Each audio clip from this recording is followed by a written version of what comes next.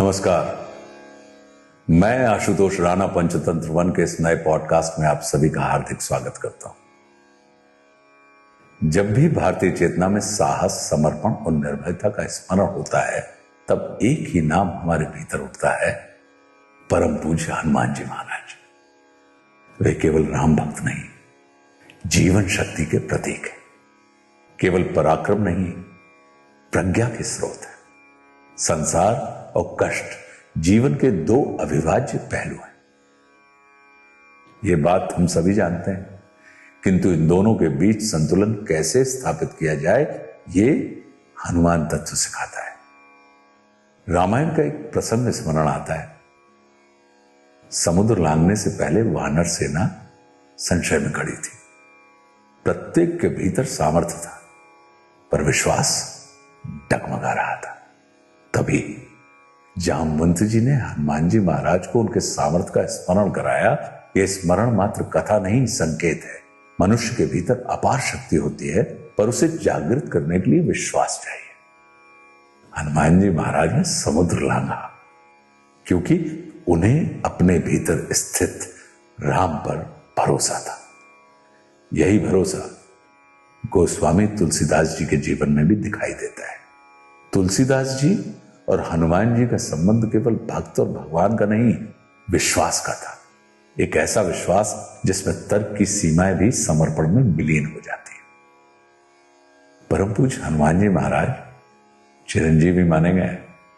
वे पंच तत्व में व्यापित हैं, विशेषतः वायु तत्व में विराजमान है। वायु अदृश्य है, पर जीवन का आधार है।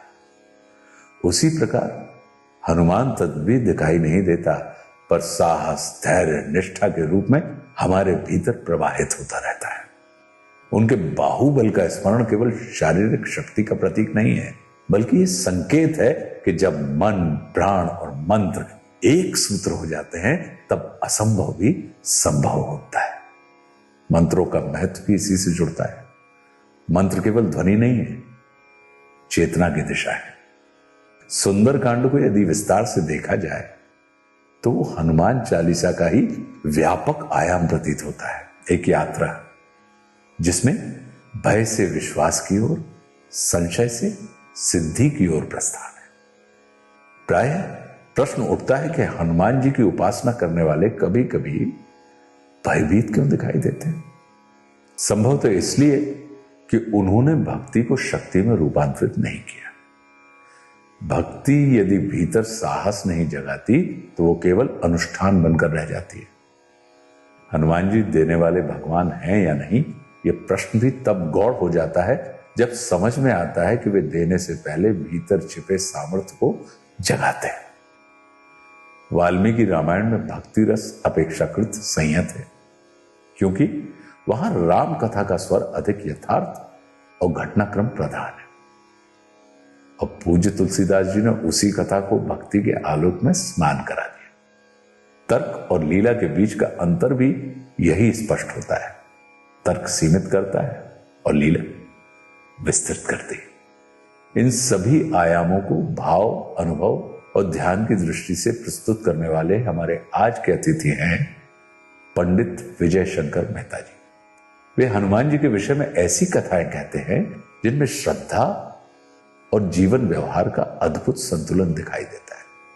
वे कहते हैं कि उन्हें हनुमान जी पर केवल विश्वास नहीं, अंधविश्वास है, अर्थात एक ऐसा विश्वास जो संशयों से परे हो। वे हनुमान चालीसा को केवल पाठ नहीं, ध्यान की विधि के रूप में सिखाते हैं और हनुमान तत्व को योग का एक सशक्त माध्यम मानते हैं। उनके अनुभवों में ऐसे प्रसंग भी आते हैं जहां उन्होंने विदेश में, यहां तक कि पाकिस्तान की धरती पर भी हनुमान जी महाराज की उपस्थिति का आभास पाया। आज की इस चर्चा में हम जानेंगे कि तुलसीदास जी और हनुमान जी के विश्वास संबंध का अर्थ क्या है। हनुमान जी के कौन से गुण हैं जो हमें अपने भीतर उतारने चाहिए? मंत्रों की शक्ति क्या है और भक्ति को भय से मुक्त कर साहस में कैसे बदला जाए? इस सार्थक संवाद को आगे बढ़ाएंगे मेरे प्रिय अनुज डॉक्टर प्रवीण तिवारी। आदरणीय पंडित विजय शंकर मेहता जी, मैं आशुतोष राणा पंचतंत्र वन के इस मंच पर आपका हार्दिक स्वागत करता हूं और धन्यवाद देता हूं कि आपने अपना बहुमूल्य समय हमारे इस मंच को प्रदान किया। जय श्री सीताराम।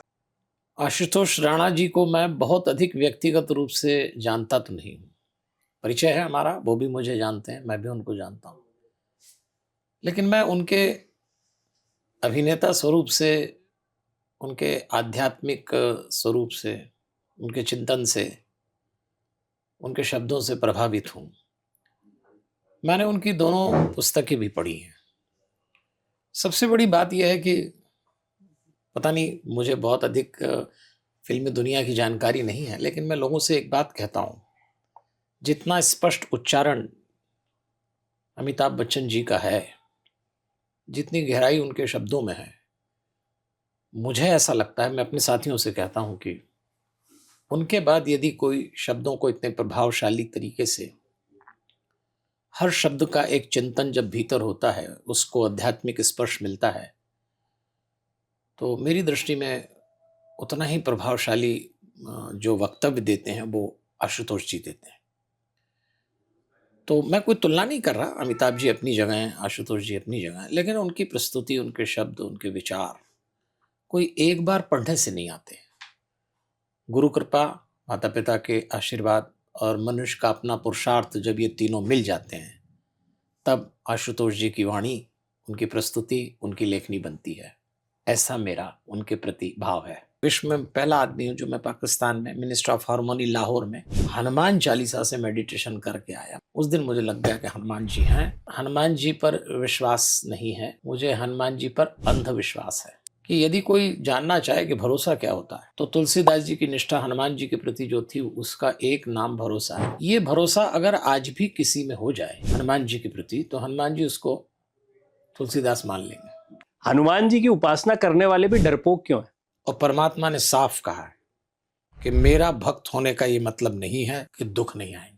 मैं समझता हूँ दुनिया में अकेले हनुमान जी ऐसे देवता हैं जो कभी किसी से नाराज नहीं होते। संत की कोई चाह नहीं होती है, जो भक्ति में चला गया वो तो हनुमान जी के चरण मिल जाए यही बस पर्याप्त है। संत की कोई चाह नहीं होती, ये बात तो ठीक है, लेकिन मेरी चाह इसलिए है कि मैं संत नहीं हूँ। किसी भी मनुष्य को योग्यता से अधिक सिर्फ और सिर्फ परमात्मा दे सकता है।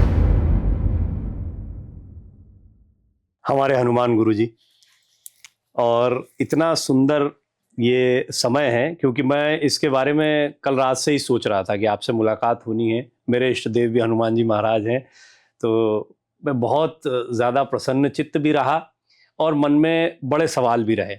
सवाल इस लिहाज से रहे कि अगर एक पॉडकास्टर के नाते, क्योंकि मैंने कई इंटरव्यूज़ किए, आपसे कुछ सवाल पूछना शुरू करूँगा तो मुझे पता है कि आप हर सवाल का जवाब कहीं ना कहीं दे चुके हो। नई बात क्या करूँ, तो मैंने सोचा कि मैं आज अपने मन की बात आपसे करूंगा। जो मेरे मन में प्रश्न हैं, मेरे अपने व्यक्तिगत प्रश्न हैं, वो आपके सामने रखूंगा। सबसे पहला प्रश्न तो मैं बाबा तुलसीदास से शुरुआत करना चाहूँगा, और इसीलिए भी क्योंकि अगर कलयुग में हम देखते हैं, मनुष्य शरीर में हम देखते हैं, तो जो अध्यात्म के लिए कार्य बाबा तुलसीदास ने किया और हनुमान जी के प्रति, हनुमान भक्तों को जो कुछ उनकी देन है, वो बहुत बड़ी है। तुलसीदास जी के बाद हनुमान जी का वैसा कोई भक्त क्यों नहीं देखने को मिलता?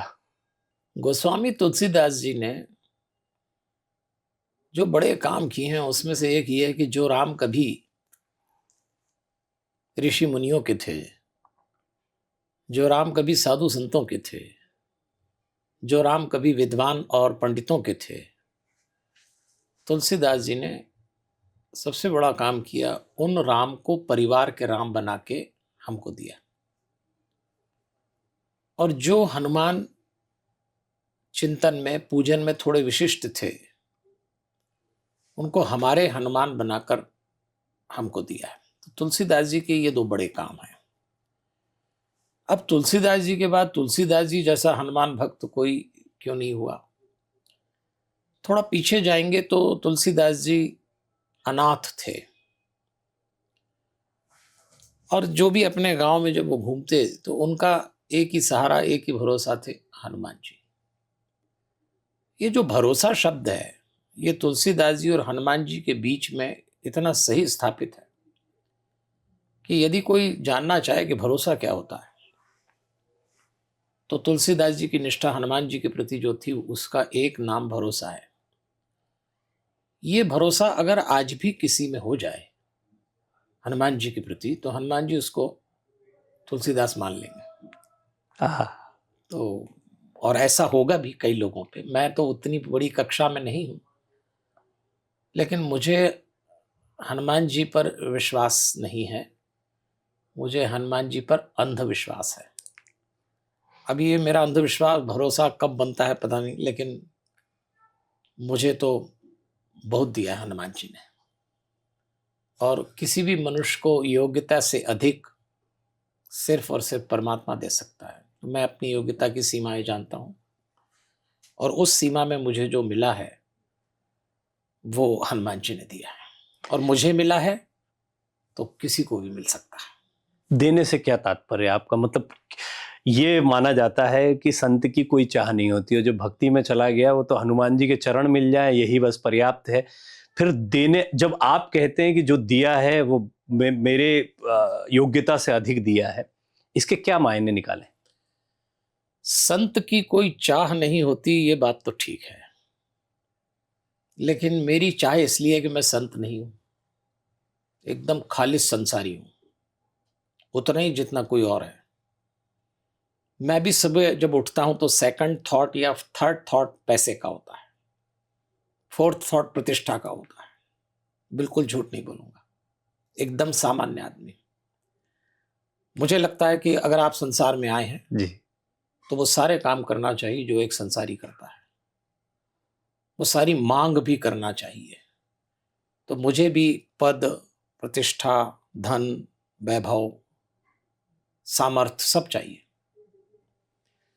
अब बस सिर्फ इतना अंतर है कि ये तरीका क्या होगा।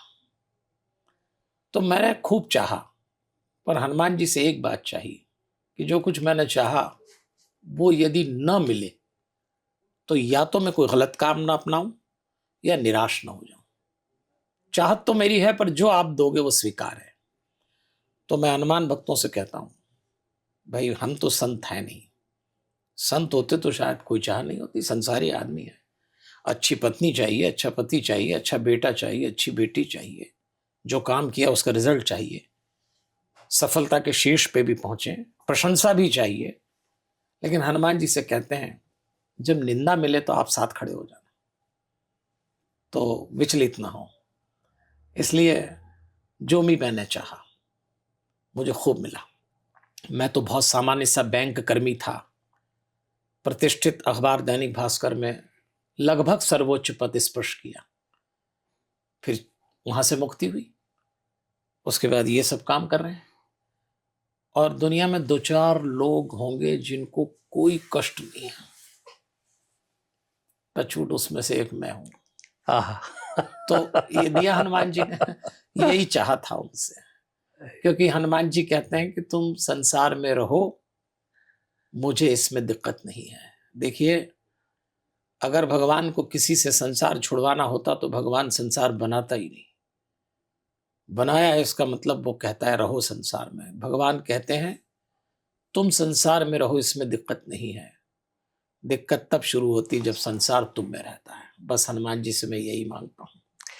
संसार और कष्ट सिक्के के दो पहलू हैं, ऐसा। संसार और कष्ट, कष्ट, ठीक है। अगर ये आप सांसारिक हैं तो कष्ट को सहर्ष स्वीकार करें, ना भी करेंगे तो भी वो आपके साथ चल रहा है, उसका तनाव करें या उससे जूझते हुए आगे निकलें।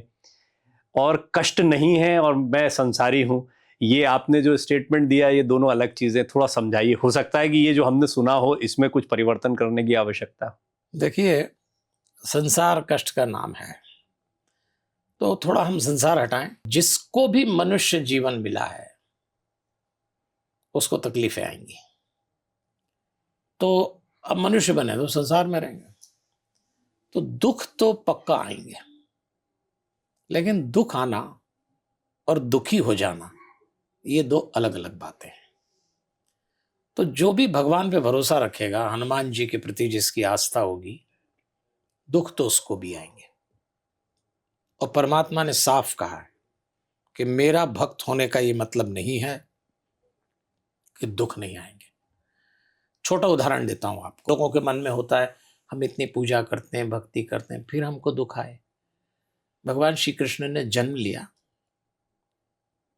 और कारागृह में उनके पिता वसुदेव आके उनकी माँ देवकी से कहते हैं, इस बालक को मुझे सौंप दो, मुझे उसको सूपड़े में रख के ले जाना है, लीला का निर्धारण हो चुका है, मुझे इसे गोकुल छोड़ना है। तो वो कहती हैं कि एक एक करके मैंने अपने 7 बच्चे दे दिए देवकी जी, इसे नहीं दूंगी, और लिपटा लिया। बलात् पिता ने छीना, टोकरी में रखा, मां धरती पर तड़प रही। भगवान ने अवतार लेने के बाद कृष्ण रूप में जो पहला दृश्य देखा, अपनी मां को धरती पे लौटता हुआ, इससे बड़ा दुख क्या होगा किसी संतान के लिए। पर भगवान कहता है दुख तो मेरी मां को भी आएगा। श्री राम के पिता चक्रवर्ती राजा दशरथ जलपान करने जाते थे तो इंद्र अपना आसन छोड़ते और उन्हें स्थान देते। वो भी मछली की तरह तड़प के गए जब राम गए। तो परमात्मा ने 2 उदाहरण दे के हमको एक बात समझाई कि मेरे भक्त होने का ये मतलब बिल्कुल नहीं है कि दुख नहीं आएंगे।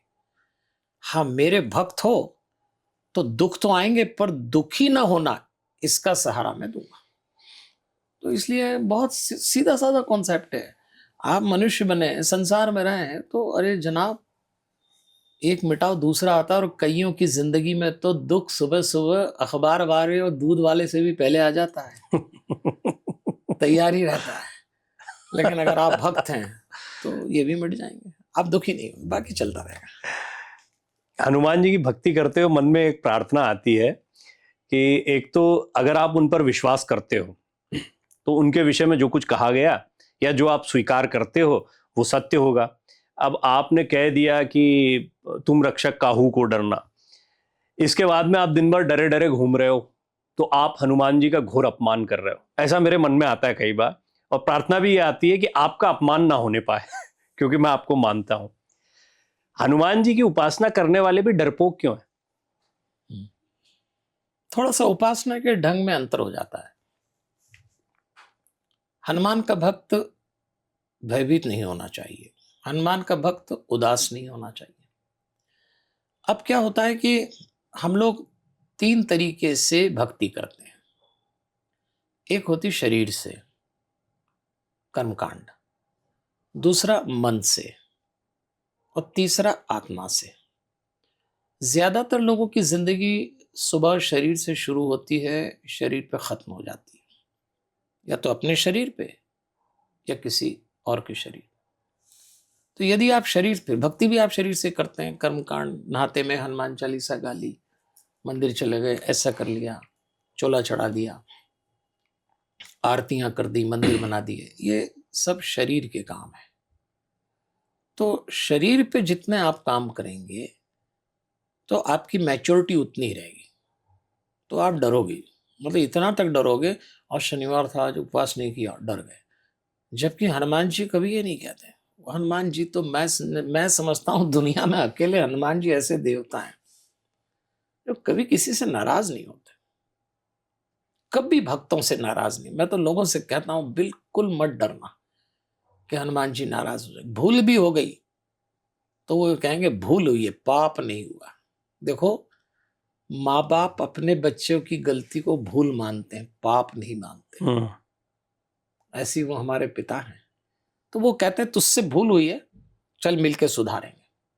पाप पुण्य की परिभाषाएं होंगी शास्त्रों में, जिसकी होगी उसकी होगी।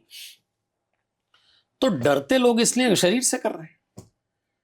अब कुछ लोगों का मन इन्वॉल्व हो जाता है, जिसको माइंड कहते हैं, और मन का स्वभाव है भयभीत करना और उदास करना। तो जो लोग मन में ये वाला मन नहीं कर रहा हूं, हृदय वाला नहीं, मन जो कहते हैं ना मन लग गया, मन से, ये वो वाला मन नहीं, ये माइंड वाला है जिसमें तमाम दुर्गुण। ये वो वाला है जो हनुमान चालीसा की पहली पंक्ति में तुलसीदास जी ने लिखा है, निज मन मुकुर सुधार। ये वो वाला मन है। चित्त हृदय और मन के बीच की एक छोटी सी और अवस्था है। चित्त और थोड़ा मन से भी आगे। तो तुलसी ने वो लिखा है, मन रूपी दर्पण पे दुर्गुणों की धूल जमती है तो गुरु के चरण की रस से साफ करो। ये पहली पंक्ति। तो वो जो मन है, तुलसी ने तो कहा इसकी भी धुलाई करो, नहीं तो फिर आप हनुमान जी पे उतना भरोसा नहीं रख पाएंगे। अब आता आत्मा। तो यदि आप आत्मा पे टिक के हनुमान जी पे भरोसा रखेंगे तो फिर आप नहीं डरेंगे। लेकिन कोई दिक्कत नहीं है, आप मन शरीर से शुरू करिए, मन को क्रॉस करिए और आत्मा तक पहुंचाइए, तो ये इम्प्रूव हो जाएगा। शरीर और मन की जब आप बात करते हैं तो मुझे एकदम सूक्ष्म और स्थूल जगत समझ में आते हैं। हम अब भी इस बात में पूरा विश्वास रखते हैं, सारे हनुमान भक्तों का यही विश्वास है कि भगवान सा शरीर यहाँ पर है, क्योंकि मनुष्य है तो मनुष्य की तरह सोचते हैं हम। चिरंजीवी इसलिए कहते हैं उनको क्योंकि वो कहीं ना कहीं वो कहते हैं यहाँ हैं वहाँ हैं, हिमालय पर होंगे, अयोध्या में विराज, कहीं भी होंगे। आप जो हनुमान जी का अभी तक बताया आपने, वो हमारे मन में बैठे हुए, या एक तरीके से मन बुद्धि अहंकार, एक ऐसा सूक्ष्म जगत जो दिखाई नहीं देता, जिसको डाइसेक्ट करके आप नहीं देख सकते जैसे हम शरीर के अन्य अंगों को देख सकते हैं। क्या हनुमान जी के वैसे साक्षात स्वरूप के विषय में आप विचार करते हैं, या आपकी भी अभिलाषा वैसी कुछ रहती है? ये तो तय है कि भाई हनुमान जी ने किसी को साक्षात दर्शन दिए हों। मुझे तो थोड़ा सा संदेह तो नहीं कहूँगा, मुझे तो नहीं हुए, लेकिन ऐसा जरूर हुआ कि वो उनका एहसास हुआ है। तो चूंकि हनुमान जी के साथ एक सुविधा है कि वो पवन पुत्र हैं, पंच तत्वों में पृथ्वी जल अग्नि वायु आकाश, तो उसमें वो वायु के प्रतिनिधि हैं। तो अगर आप वायु से कनेक्ट हो जाएं, वायु से कनेक्ट होने का मतलब प्राणायाम, तो कोई यदि हनुमान जी के मंत्र हनुमान चालीसा को प्राणायाम से करे तो प्राणायाम वायु का ही, science of breathing is pranayama, art of breathing is pranayama, और प्राणायाम के प्रतिनिधि हनुमान जी प्राण के। तो चूंकि संस्कृत में वायु को प्राण कहते हैं, तो हनुमान जी को अगर हम सांस से अपनी प्राण वायु से स्मरण करें, उनका मंत्र करें, तो एहसास के स्तर पे बहुत स्ट्रांग, ऐसा लगेगा कि ये जो वायु का झोंका गया, इसमें वो थपथपा के चले गए और वायु सब जगह है। तो मेरे हिसाब से तो मुझे तो ये कॉन्सेप्ट पसंद आया, इसलिए मैं लोगों से कहता हूँ, खुद भी प्रयोग करता हूँ कि भाई सांस गहरी लीजिए और उसके साथ कोई और मंत्र। हम तो कहते हैं भाई अगर आप पूरी हनुमान चालीसा ना पढ़ सकें तो हनुमान चालीसा में 37 नंबर का एक चौपाई है जो प्रतिनिधि चौपाई है हनुमान चालीसा की। जय जय जय हनुमान गोसाई कृपा करो गुरुदेव की नाई। तो कई बच्चे पूरी हनुमान चालीसा याद नहीं कर सकते, कठिन समय में हम पूरी हनुमान चालीसा नहीं बोल सकते, 3.5 से 5 मिनट लगते हैं। तो ये वाली ये मतलब बिल्कुल मान के चलिए कि हनुमान चालीसा लिखते समय तुलसीदास जी का यदि कहीं ध्यान घटा होगा, कहीं उनकी समाधि लगी होगी किसी पंक्ति पे, तो 43 पंक्तियों में से एक ये पंक्ति है। इसमें उन्होंने कहा है, महाराज गुरु की तरह कृपा करना, और इसी एक चौपाई को कोई सांस से पढ़ ले, कठिन समय में इस चौपाई को आंख बंद करके अपने आज्ञा चक्र पे दोनों बाहों के बीच में भीतर देख ले, कठिन समय में कोई अपनी नाभि पे भीतर रुक जाए और इसी चौपाई से हवन कुंड मान के आहुति, मानसिक आहुति दे दे, तो मेरा विश्वास करिए हनुमान जी हैं, इसका भरोसा होगा। आपने बजरंग बाण, हनुमाष्टक, सब विषयों पर काफ़ी बातें बोली हैं। हनुमान बाहुक भी एक, और निश्चित तौर पर कई चीज़ों को लेकर संदेह हो सकता है, लेकिन हनुमान बाहुक, क्योंकि बाहु में पीड़ा के बाद में उन्होंने लिखा था, उसकी पूरी कथा है, तो उनकी एक रचना है। उसमें वो लिखते हैं, पिंग नयन भ्रुकुटी कराल रसनाद स्नानन कपीस केस करकस लंगूर कलदल बलवा। अब वो पिंग नयन भी बता रहे हैं उनके पूरे रूप का, और वो रूप भी जो है बड़ा रुद्र रूप है, रुद्रावतार तो है, वो बड़ा रौद्र रूप है, नख बड़े बड़े हैं, आंखें ऐसी हैं। ये जो रूप तुलसीदास जी देख रहे हैं, ये कौन सा रूप है? फिर इसी सवाल का एक प्रति प्रश्न। तुलसीदास जी उस समय शारीरिक कष्ट में थे, तो उनको लिखना भी था ये। तो देखिए क्या होता है कि मनुष्य की घटना, देशकाल, परिस्थिति से वृत्ति भी थोड़ी सी चेंज हो जाती है, अप्रोच चेंज हो जाती है। तो हनुमान बाहुक उन्होंने इस स्थिति में लिखा। आज भी कई हमारे महात्मा जन, गुरुजन जब किसी को कष्ट होता है तो वो कहते हैं आप हनुमान बाहुक पढ़िए, कोई कहते हैं बजरंग बाण पढ़िए। तो मुझसे भी लोग पूछते हैं। अब क्या होता है, ये व्यक्तिगत रुचि का मामला है। मेरी व्यक्तिगत रुचि हनुमान चालीसा से शुरू होती है और हनुमान चालीसा पे समाप्त हो जाती है। ये मेरी मजबूरी है, अब इसको कोई स्टैंडर्ड ना माने, लेकिन चूंकि मैं हनुमान चालीसा ओढ़ता हूँ, हनुमान चालीसा बिछाता हूँ, हनुमान चालीसा खाता हूँ और हनुमान चालीसा पीता हूँ, तो मुझे ऐसा लगता है कि यदि कोई हनुमान बाहु के या बजरंग बाण के या अन्य हनुमान जी के साहित्य जो तुलसी की कलम से निकले वो थोड़े से ऊपर हैं।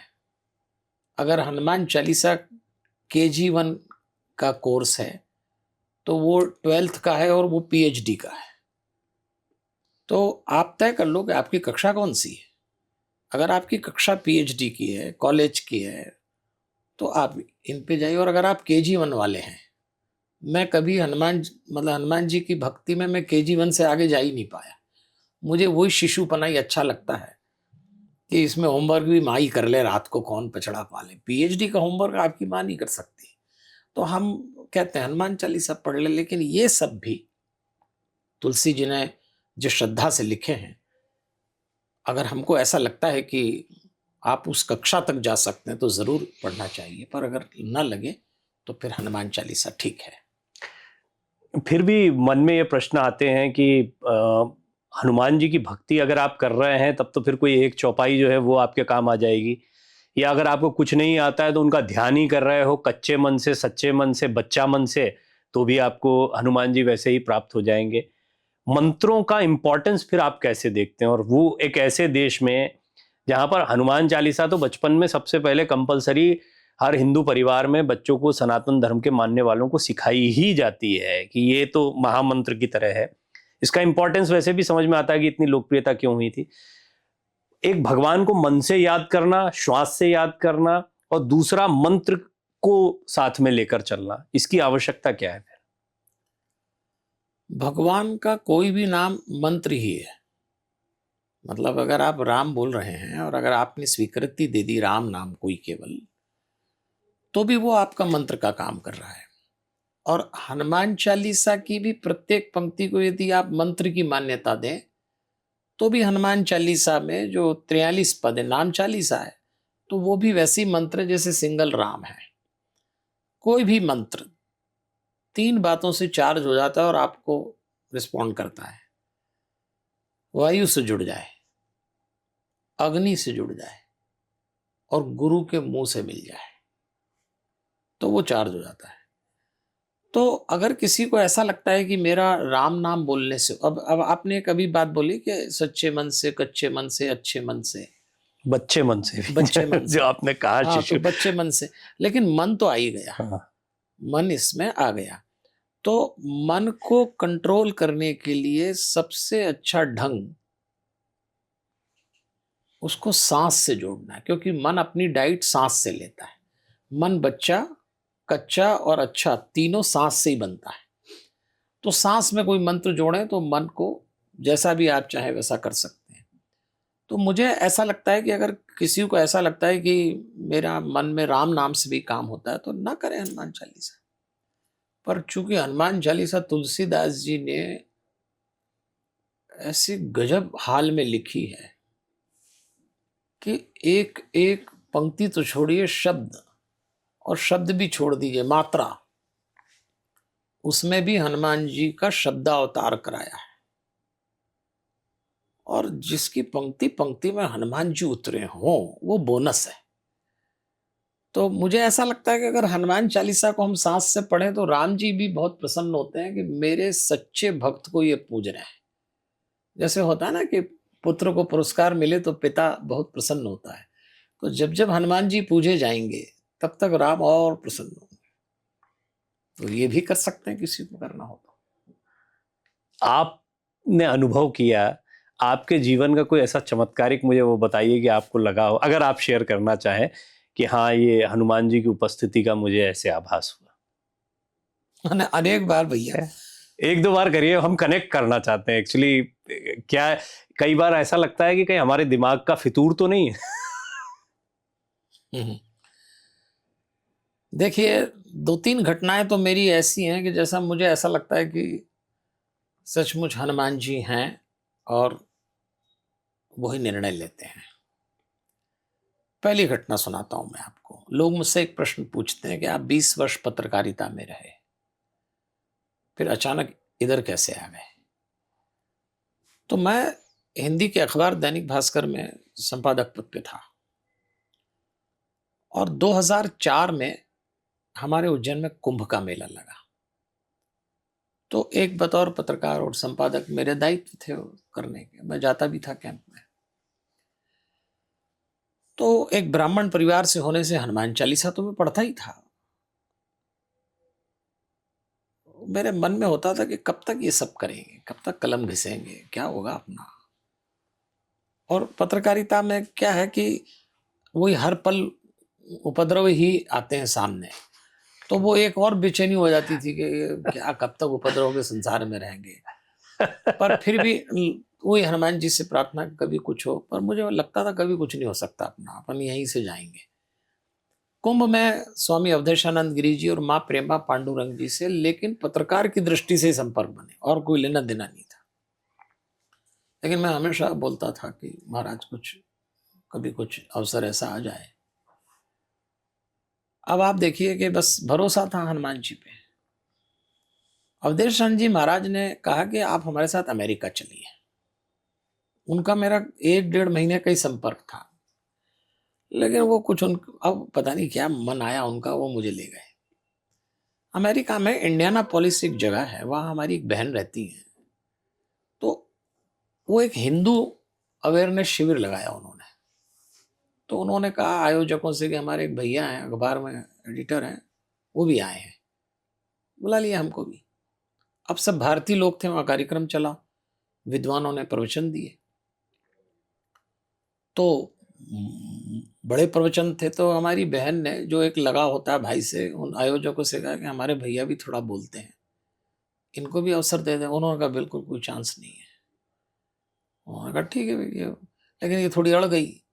तो उन्होंने कहा अच्छा, ये दोनों वक्ता के बाद 5 मिनट उनको भी बुला लीजिए। तो मुझे विषय दे दिया उन्होंने, सप्तपदी। मेरे जीवन का पहला ऐसा विषय जिससे मेरी, जो कहते हैं ना, वक्ता के रूप में छवि स्थापित हुई, वो विषय सप्तपदी था अमेरिका में। उन्होंने कहा आपको 5 मिनट में सप्तपदी पे बोलना है। तो मैं खड़ा हुआ और हनुमान जी को मैंने याद किया और मैं कहा इतने सब, मैं तो पहली बार अमेरिका गया और ये सब देखा मैंने। तो हनुमान जी को याद करके मैंने सप्तपदी पे 5 मिनट बोला। और जब मेरा व्याख्यान पूरा हुआ, कि मुझसे पहले 40-40 मिनट 2 अच्छे वक्ता विद्वान संस्कृत के बोल चुके थे, और मैंने हनुमान जी से कहा रक्षा करना महाराज। तो वहाँ जो और महिलाएं थी, उन्होंने हमारी बहन से कहा कि ये, हंसा दवे नाम है उनका, कि ये, तो हमारी बहन ने बोल दिया ये हनुमान चालीसा पे भी बोलते हैं। थोड़ा थोड़ा बोलता था मैं। तो उन्होंने कहा शाम को एक स्पेशल सेशन इनका रखाएंगे। वहां से मुझे लगा कि हनुमान जी जादू कर रहे हैं। और मैंने साहब अपने जीवन में हनुमान जी पे पहला व्यवस्थित व्याख्यान अमेरिका में दिया। विदेश में अगर आप कुछ करके आए तो अपने देश का मनोविज्ञान है। विवेकानंद से लेके हर व्यक्ति को आज मुझे विवेकानंद जी याद आए, और मैंने वहाँ पहला व्याख्यान दिया, और साहब मेरा रॉकेट उड़ा। और जब मैं भारत आया तो सबसे पहले भास्कर प्रबंधन ने मुझसे कहा कि आप अमेरिका में जो बोल के आए वो यहाँ बोलिए। तो हमारे उस समय एमडी अभी भी हैं, तो सुधीर अग्रवाल जी ने अपने बंगले पे, मैं तो एम्प्लॉय था उस समय, मेरा व्याख्यान रखवाया। उस दिन मुझे महसूस हुआ कि हनुमान जी हैं, ये तो जादू हनुमान जी कर सकते हैं, आपका कोई वश नहीं है। ये एक प्रसंग है, और यहीं से मेरा जीवन मुड़ गया और ले उड़े हनुमान जी मुझको। अब मैं लोगों से कहता हूं देखो आप, मेरा कोई अध्ययन नहीं है, मेरी कोई परंपरा नहीं है, ऋषि परंपरा, मैं किसी आश्रम में नहीं पढ़ा, लेकिन मुझे अवधेशानंद जी जैसे महाराज ले जाते हैं, वहाँ मुझे अवसर मिल जाता है। लौटने के बाद हमारा ही प्रबंधन हमको सुनता है। और उसके बाद दूसरी घटना बताता हूँ। व्यक्तिगत चर्चा करने में संकोच होता है, लेकिन अगर मेरे जैसे छोटे से व्यक्ति की चर्चा अगर किसी को मार्गदर्शन दे, प्रेरक बन जाए, इसलिए बता रहा हूँ। जी जी बिल्कुल। तो मैं 2004 से 2008 तक संपादक की नौकरी के साथ साथ प्रवचन भी करने लगा, और हमारे अखबार के संस्थान की सदाशयता थी कि वो मुझे छेड़ते नहीं थे, चलो ये भी कर लो। तो एक बार मैं उड़ीसा में एक जयपुर जगह है, वहाँ प्रवचन करता था। 3 दिन सुंदरकांड पे। एक अंजनी कुमार अग्रवाल जी हैं, वो उसके यजमान थे। तो मैं जब प्रवचन करके उतरता तो मैं फोन पे अपने साथियों से थोड़ा जोर से बोलता, डांटता, क्योंकि अब जो हमारे रिपोर्टर जो थे कुछ न कुछ हो जाता था। तो वो मुझे देखते तो वो कहते, पंडित जी आप इतना अच्छा बोलते हैं और फिर ये उतर के ये क्या करते हैं आप? तो वो मैंने कहा भाई ये मेरी नौकरी है। तो उन्होंने मुझसे कहा आपको छोड़ देना चाहिए नौकरी। मैंने कहा ये मेरी आजीविका है, क्या करूंगा मैं? तो उन्होंने मुझसे कहा कि आप कह रहे हैं ये, आप जब बोल रहे हैं मंच पे, तो आपके बोलने से हमारे जीवन की कुछ अभी समस्या थी वो सॉल्व हो गई, और आपको अभी भी डर लग रहा है कि क्या करूंगा आगे। हनुमान जी, मुझे लगा जैसे चांटा मार दिया हो किसी ने। बेचैनी तो हो ही रही थी मुझको। अहंकार, आवेश और आक्रामकता पत्रकारिता के गहने और साधुता के दोष। अब पद पत्रकारिता का और कार्य साधु का कर रहे हैं, तो वो मैं विचलित था। और उस व्यक्ति के इस संवाद ने, और हनुमान जी कहाँ हैं अब बता, बस मैं उनको सुन रहा, और उसी समय हमारे वरिष्ठ संपादक जी का फोन आता है कि आप कहाँ हैं, आप नियमित नहीं, आप ये सब क्या कर रहे हैं, इस सबसे जीवन नहीं चलता। तो मैंने कहा कि मैं सेवा मुक्त होना चाहता हूँ। प्रबंधन को भी लगा भाई इतने आप ठीक नहीं, तो मुक्त हो जाए। बस हनुमान जी आ गए, ये सब घटनाक्रम बना। और मैंने जब सेवा मुक्ति पाई, 20 साल कोई आदमी किसी प्रतिष्ठित अखबार दैनिक भास्कर जैसे में रहे, तो हमने बहुत आनंद भोगा, जिसको कहते हैं ना पावर। और जब मैं छोड़ता था तो मुझे लगता था, लेकिन मुझे ऐसा लगा कि हनुमान जी हैं और मुझे इतनी ऊंचाई दी कि जिन प्रबंधन के यहाँ मैंने 20 वर्ष नौकरी करी, नौकरी छोड़ने के 6 महीने बाद मैंने उन्हीं लोगों के यहाँ अपनी भागवत की पहली कथा करी। आज भी उनके लिए कथा करता हूँ और सबके लिए करता हूँ। ये मनुष्य नहीं कर सकता, ये मेरे साथ तो हनुमान जी ने कराया है। तो मैं लोगों से कहूँगा कि घटनाओं से मुझे एहसास होता है कि हनुमान जी हैं। और एक बात, तीसरी घटना सुनाता हूँ। पाकिस्तान गया मैं कथा करने, तो पाकिस्तान में जो वीज़ा मिलता है वो आपको डेट और प्लेस से मिलता है। तो एक सिंधी समाज के संत हैं, संत युधिष्ठिर लाल जी, वो हमें लेके गए। और कुछ ऐसा हुआ कि वो कुछ वीज़ा में कंफ्यूजन हो गया, और वीज़ा उनने हमको 11 दिन का दे दिया, मैंने 5 दिन का कहा था कि मुझे भारत लौटना है। पाकिस्तान जैसे देश में प्रतिपल एक दबाव महसूस होता है। मैं डायबिटिक हूं, तो मुझे शाम को घूमने भी जाना रहता है। जब मैंने कहा पहली रात के मुझे घूमने जाना है भोजन करके, तो मुझे पाकिस्तान पुलिस ने कहा कि आप नहीं जा पाएंगे।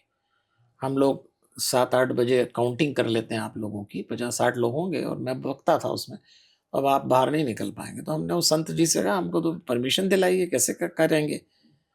तो 2 पुलिस वाले मुझे आगे ले जाते और घुमा के लाते। तो मैं उनसे पूछता था कि भाई आपको हमसे क्या डर है जो आप इतना, तो बोले हाँ आपसे हमको कोई डर नहीं है। हम तो अपने ही लोगों से डरे, क्योंकि हमारे देश में सबसे बड़ा काम ही किडनैपिंग है। आपको कोई उठा ले जाए तो अभी मुश्किल हो जाए हमारी। अब ऐसे भयभीत वातावरण में मैं हनुमान जी को याद करता और हनुमान जी पे ही बोलता था कि वहाँ के हिंदुओं से कहता डरिए मत, परमात्मा है।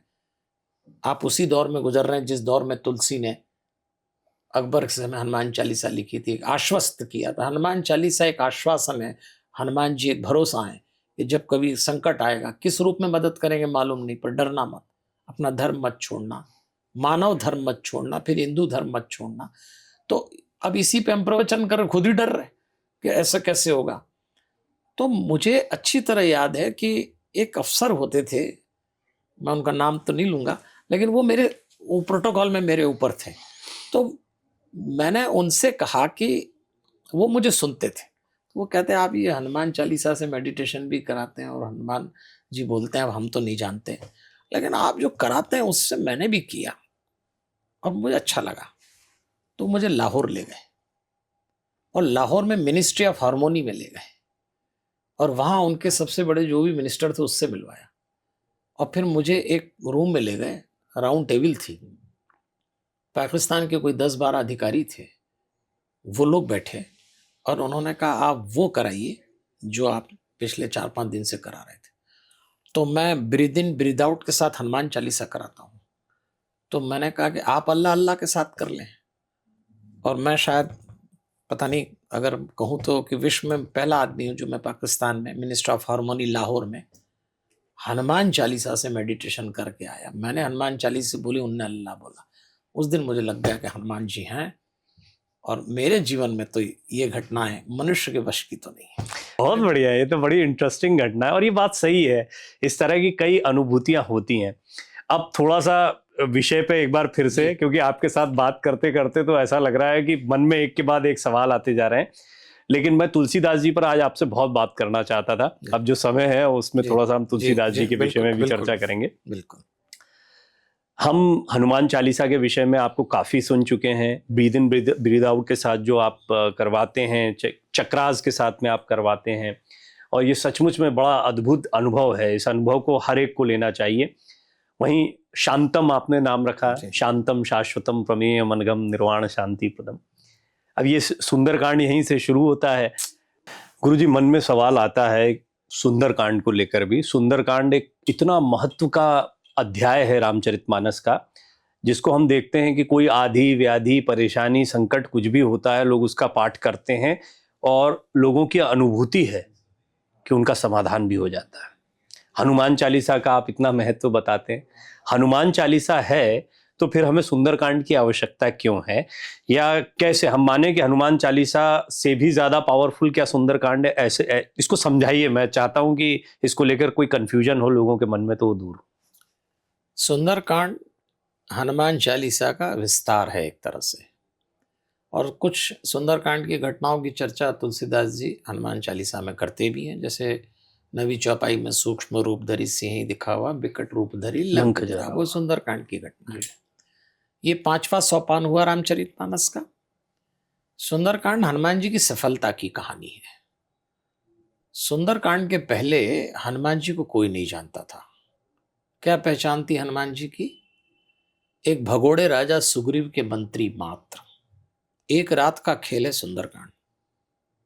हनुमान जी गए और लौट के आए, और सारी दुनिया उनको एक रात में रामदूत हनुमान के नाम से जानने लगा। वो खुद नहीं जानते थे। किष्किंधा कांड के अंत में वो जामवंत जी उनको बताते हैं, तो वो किष्किंधा कांड के समापन पर तो प्रेरित ही उन्होंने किया।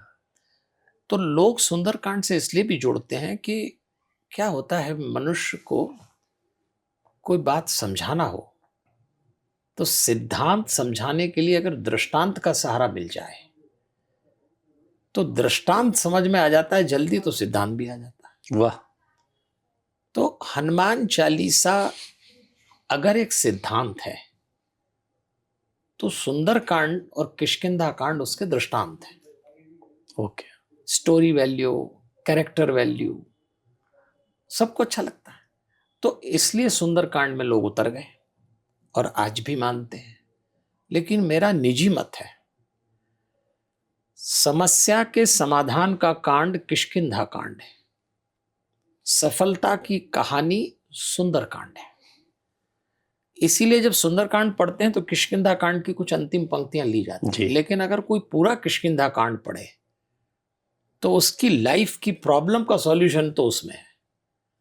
और जब आप सक्सेस के लिए चलते हैं तो आप सुंदरकांड में जाइए। तो ये दोनों का संतुलन, मतलब दो नेत्र हैं, ये दो हाथ हैं। अब आप किसको कब उपयोग में लेना है। तो किष्किंधा कांड रामचरितमानस का सबसे छोटा कांड 32 है, इसमें 60, इसमें 340 पंक्तियां हैं किष्किंधा कांड में। सुंदरकांड में 598 पंक्तियां हैं। सुंदरकांड इसलिए भी लोग पढ़ते हैं कि 33 दोहे की दूसरी चौपाई तक सुंदरकांड में हनुमान जी खूब बोले, खूब किया। और जिन हनुमान जी के नाम पे लोग सुंदरकांड पढ़ते हैं, उस सुंदरकांड में आधे बात के सुंदरकांड में हनुमान जी एक पंक्ति नहीं बोले, मौन हो गए। फिर राम जी बोले। तो सुंदरकांड इसलिए भी हो गया कि आधा सुंदरकांड हनुमान जी की लीला है और आधा सुंदरकांड राम जी का चरित्र है। एक 2 in 1, उसको पावर अब में आना ही था। क्या कॉम्बिनेशन हुआ है कि आप पहला सुंदरकांड का हिस्सा शोर है और दूसरा शून्य है। तो मनुष्य का जीवन शोर और शून्य का संतुलन है। जब आप घर से बाहर जाते हैं, शोर शराबा कोई कमी मत रखिए, बेस्ट प्रदर्शन करिए, पॉम्प एंड शो जो हनुमान करके आए। विश्व विजेता रावण बैठा है जिसने ऐसे ऐसे इवेंट किए कि ऋषि मुनि की कलम कांपती हो लिखने में। उसकी लंका उसके सामने जला के हनुमान जी ने साबित कर दिया कि दुनिया में इससे बड़ा कोई इवेंट ही नहीं हो सकता। इतना प्रदर्शन, और आने के बाद एकदम शून्य में चले गए। हम बाहर की दुनिया में खूब काम करें, घर आने के बाद शून्य हो जाएं, शांत हो जाएं, अपने भीतर भी अपने बाहर भी, घर के भीतर भी घर के बाहर भी। तो सुंदरकांड एक परंपरा बन गया क्योंकि उसमें दोनों हैं। उसकी पंक्तियों में वो ओज है जो हनुमान चालीसा में है, विस्तार है, दृष्टांत है, तो वो परंपरा बन गया। लेकिन मैं अपने जो हनुमान भक्त हैं उनसे निवेदन करता हूं कि आपको अगर प्रॉब्लम चल रही हो तो आप सुंदरकांड को थोड़ा सा रोक के किष्किंधा दोनों पढ़े, बहुत अच्छा, वरना किष्किंधा कांड जरूर पढ़े। और अनेक महात्माओं ने ऐसा कहा है कि किष्किंधा कांड में हनुमान जी आए पहली बार और सबकी प्रॉब्लम सॉल्व कर दी। इंट्रोड्यूस हो वहीं हुए।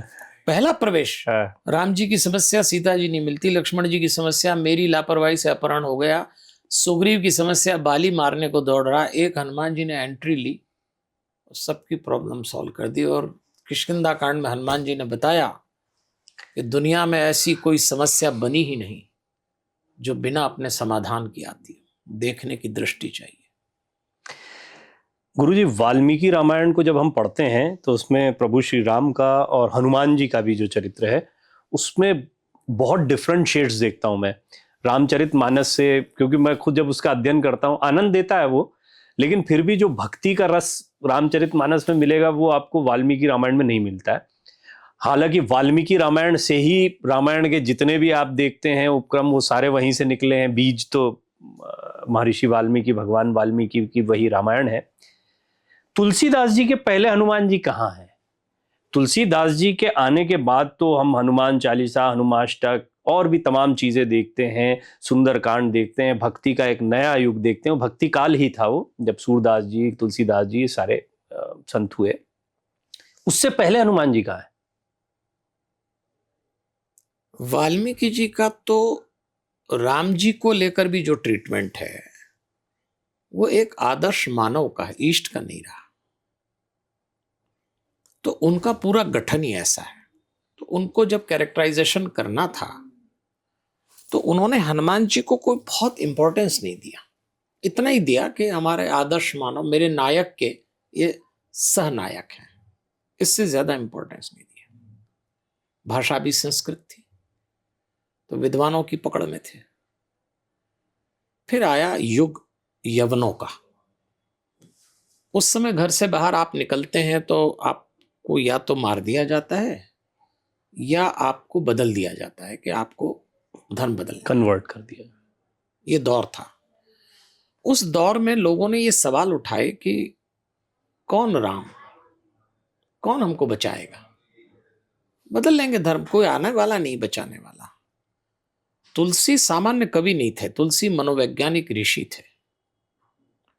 तो तुलसीदास जी ने देखा कि मुझे कोई ऐसा नायक लाना पड़ेगा और उसका कोई ऐसा सेवक लाना पड़ेगा जो लोगों को ये महसूस कराए, उनका मनोबल बढ़ाए, उनका भरोसा बढ़ाए कि मत डरो, ये दिन भी नहीं रहेंगे।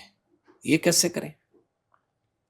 तो उन्होंने ये जो हनुमान जी पहले नहीं थे और अब आए, अब आप देखो किस ढंग से लाए वो हनुमान जी को। तुलसीदास जी इसी मामले में अद्भुत हैं कि तुलसीदास जी ने सोचा कि यदि मैं लोगों को राम कथा सुनाता हूँ, कहता हूँ हनुमान जी आएंगे, राम पे संकट आए तो वो आएंगे, याद तो करो, कौन मानता है? तो उन्होंने अपने लोगों को बैठाया, अखाड़ों की स्थापना की।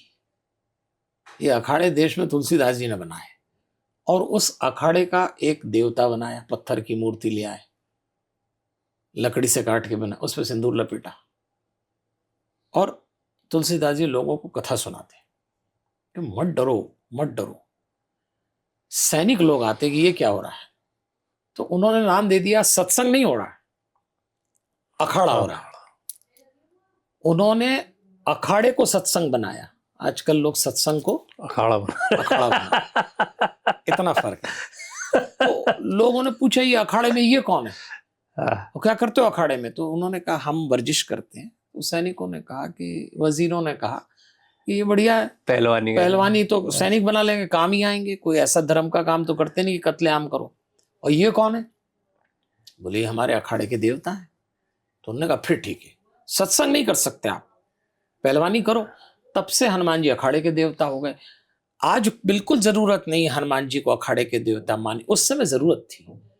और उस समय महिलाएं घर से बाहर अगर सिर ढके बिना निकलें तो दो ही काम होते थे, या तो वो उठा के ले जाएगा या वो मार डालेगा। तो महिलाओं को पर्दा कर दिया। महिलाएं अपने पुरुषों से पूछती कि आप कहाँ जाते हो, तो ये कहते हैं अखाड़े। वहां क्या है? बोले वहां हनुमान जी। तो ऐसे महिलाओं की दृष्टि में भी वो अखाड़े के देवता हो गए, और धीरे से महिलाओं को दूर कर दिया गया। और बाद में जब अंग्रेज आए तो अंग्रेज ने महिलाओं के साथ अलग ट्रीटमेंट किया, और जब देश आजाद हुआ तो पुरुषों ने तब तक भी महिलाओं के ऊपर यही छप्पर रखा कि आप हनुमान जी को नहीं पूछ सकती, क्योंकि हनुमान जी पुरुषों के देवता है। जबकि हनुमान जी न पुरुष के देवता न स्त्री के देवता, भक्त के देवता है, फिर वो स्त्री हो कि पुरुष हो। तो तुलसीदास जी जो हनुमान जी लाए, इसीलिए आज भी भारत के हर गांव में एक खेड़ापति हनुमान है, क्योंकि वो तब से ही चला। वो तुलसी ने एस्टेब्लिश किया कि डरो मत, ये खेड़ापति बैठा है। और इसीलिए तुलसीदास जी ने हनुमान चालीसा में एक पंक्ति लिखी, राम दुआरे तुम रखवारे, होत न आज्ञा बिनु पैसारे। आपकी आज्ञा के बिना कोई प्रवेश नहीं कर सकता, आप द्वारपाल हैं। तो वो जो द्वारपाल की छवि तुलसी लाए, वो उस टाइम लाए जब सबसे ज्यादा जरूरी थी, तो वो पॉपुलर होती गई। इसलिए वाल्मीकि के राम, वाल्मीकि के हनुमान, तुलसी के राम और तुलसी के हनुमान की भूमिकाएं बदल गई। तो और आज अगर मैं कहूं युवकों से कि उनको तो कोई धर्म परिवर्तन बदल करना नहीं, मतलब वो जो पढ़ा लिखा युवक है तो उसको क्या जरूरत है, तो वो कभी रक्षक हनुमान थे, वो सुरक्षा दूत थे, आज वो शांति दूत हैं। आज की युवा पीढ़ी की सबसे बड़ी चैलेंज जरूरत है शांति। 15 साल बाद ढूंढे नहीं मिलेगी, और अगर किसी देवता में मिलेगी तो वो हनुमान जी हैं। आपने बड़ी तथ्यात्मक बातें, बहुत सारे जो संभावित सवाल हो सकते थे उनको आपने बहुत शॉर्ट में निर्मूल कर दिया। लेकिन मैं आपका एक स्टेटमेंट मुझे याद है, आप ये भी कहते हैं कि अगर लॉजिक है तो फिर उसमें मजा क्या है, लीला का मजा खत्म हो जाएगा लॉजिक है तो, ऐसा कुछ आपने कहा है। अभी आपने जितनी बातें कही वो लॉजिकल समझाने के लिए बहुत बढ़िया है, कि हमें लॉजिकल समझ में आ रहा है। भक्ति काल ये था, मुगल आए, इस तरह का माहौल था, स्त्रियां क्यों दूर हैं, हनुमान जी किस तरीके से एक एक चौपाई में उतर कर आए हैं, शब्दावतार, जो ये सारी चीजें समझ में आ गई। लेकिन अब वो हनुमान जी जो हमारे हनुमान आप कहते हैं, या जिनका हम अनुभव करते हैं, या जो हैं, वो तो किसी समय काल परिस्थिति से बदले नहीं, वो बंधे हुए नहीं है। वो पहले भी थे, वो बाद में भी रहे। मेरा सवाल पहले भी ये था कि इससे पहले क्या हनुमान जी का हम विचार नहीं कर रहे हैं इसलिए वो नहीं है, या हनुमान जी का विचार करोगे तभी क्योंकि वो तुम्हारे मन तत्व का ही हिस्सा है, अदरवाइज हनुमान जी नहीं मिलेंगे ढूंढे से, ऐसा कुछ है क्या? ऐसा देखिए क्या है, मैंने अगर आप इसको यूँ लें कि हनुमान जी वायु के देवता हैं, ठीक है। अब हम और आप दोनों बैठे हुए हैं तो वायु तो है, अभी वायु तो पुत्र भी हैं। फिर तुलसी ने क्या किया, तुलसी ने उसी वायु को पंखे में कन्वर्ट कर दिया। मतलब वायु उतनी ही है इस कमरे में, लेकिन जैसी पंखा चलाते हैं तो पंखा क्या करता है, पंखे में कोई वायु थोड़ी है, पंखे की मशीन में वायु नहीं है। पंखड़ियां उस वायु को, वही वायु को जो बिना पंखे के भी है, उसको पूरा ऑर्गेनाइज करके आपको तुलसी ने उसी हनुमान को जो है, लेकिन एक रामचरितमानस हनुमान 40 रूपी पंखा लगाया तो आपको ठंडक मिलने लगी, आपको वायु मिलने लगी। तो इस रूप में लिया जाए हनुमान जी को कि एक वो है अपने अपने ढंग से, तुलसी ने दिया अपने ढंग से, वाल्मीकि जी ने भी हनुमान जी की प्रशंसा की है लेकिन इष्ट नहीं माना। तो आप किसी को महान व्यक्तित्व मानेंगे और किसी को इष्ट मानेंगे, जो अंतर है वो आपके ऊपर ऑप्शन है। उन्होंने गुरु माना, हनुमान जी को गुरु के रूप में स्वीकार किया, श्री गुरु चरण सरोज रज सिद्धि। वो तुलसी ने, हाँ वही तो तुलसी ने तो, तुलसी के तो गुरु ही हनुमान जी थे, नरहरि के बाद। गुरु तत्व का अच्छा रिश्ता हनुमान जी और तुलसी के बीच ही समझ में आता है। इसलिए गुरु को हनुमान चालीसा में 2 पंक्तियां अर्पित करी, आरंभ में और 37वीं चौपाई में। तो वो तो गुरु ही मानते थे। और मैं भी एक आपकी बात को थोड़ा सा बढ़ा के समाप्त करूंगा कि मुझे ऐसा लगता है कि अगर कोई मुझसे पूछे, और खासतौर पर नई पीढ़ी, कि हम किसको गुरु बनाएं, तो पहली बात तो मैं कहूंगा कोई ना कोई गुरु तो होना चाहिए। बिना गुरु के पार पड़ता नहीं है, ये तो तय है। लेकिन अब चूंकि नई पीढ़ी है, उसका अपना स्क्रीनिंग, उसकी अपनी फिल्टर बहुत तगड़ी है, वो हर किसी को गुरु नहीं बनाता। और देश काल में ऐसा हो गया प्रवीण जी के 15 साल में इस देश में जो गुरुओं की हालत हुई, तो लोग गुरु बनाने से डर गए। क्या करें इन बच्चों, ये निर्दोष हैं। तो हम कहते हैं अगर आपको आपके ही कारण कोई गुरु ना मिले जी, तो आप हनुमान जी को गुरु बना लो। और इस चौपाई पे विश्वास रखो, अगर तुलसी ने लिखी है जय जय जय हनुमान गोसाई कृपा करो गुरुदेव की, तो बहुत लाइफ की बहुत बड़ी प्रॉब्लम सॉल्व हो जाएगी गुरु से। गुरु मतलब गुरु। तो ऐसा मेरा आग्रह है। इतने सारे सवाल एक साथ आ गए, ये वाला पकड़ू ये वाला पकड़ू। तुलसीदास जी जब लिख रहे हैं, वो जब चिंतन कर रहे हैं, वो हनुमान जी को जैसे भी समझे उस समय काल परिस्थिति में अपने जीवन के अनुभव से, क्या उनका मन ही हनुमान जी के रूप में निकल कर आ रहा, और हमारा भी मन ही हनुमान बनकर सामने आएगा? क्योंकि विद्वानों का कहना है कि तुलसीदास जी को हनुमान जी दृश्य दिखाते थे और वो लिखते चले। और आप मानस की सबसे बड़ी विशेषता ये कि मानस का लेखक लिख नहीं रहा था, देख कर लिख रहा था। लेखन में 2 चीज होती है, एक देख कर लिखना, एक सोच कर लिखना, एक तीसरा भी होता है सुनकर लिखना, वो स्टेनो करते हैं। हम सब लोग सोच के लिखते हैं, हमारा सोच थोड़ा देखने की तरफ जाता है, पर सोच है। वाह, बहुत सुंदर है आपकी। तुलसी ने सोच के नहीं लिखा, देख के लिखा। देख के लिखा। और जो भी देख के लिखेगा वो पार लग जाएगा। तो तुलसी का मानस आज भारतीय मन के लिए आचार संहिता अगर बना है। भारतीय घरों में तुलसी की चौपाइयां रग रग में बसी हैं, नस नस में बहती हैं। कारण ये कि उसने सोच के नहीं लिखा। कबीर सोच के लिखते थे। कबीर जब डुबकी लगाते तो बिल्कुल तलहटी पे जाते। तुलसी भले ही गहराई में नहीं गए तलहटी पे, पर देख के लिखते थे। उनको तो हनुमान जी दिखाते थे कि ये देख लिख, देख लिख। इसलिए मानस जो है, मानस आज मंगल भवन अमंगल हारी द्रवहु सुदशरथ अजिर बिहारी, एक चौपाई बोलो ऐसा लगता ट्रांस हो गया। क्या है? वो देख रहा था ना आदमी, वो देख रहा था कि श्री राम, जैसे ही पार्वती जी ने प्रश्न पूछा शंकर जी से कि आप मुझे राम कथा सुनाइए, प्रश्न सुनते ही शंकर जी डूब गए। और डूबते ही राम नाम आते ही उनके मुंह से निकला मंगल भवन अमंगल हारी द्रवहु सुदशरथ अजिर बिहारी। जो मंगल के करने वाले, अमंगल को हरने वाले, द्रवहु सुदशरथ, द्रवहु मतलब आप मेरे ऊपर दया करिए।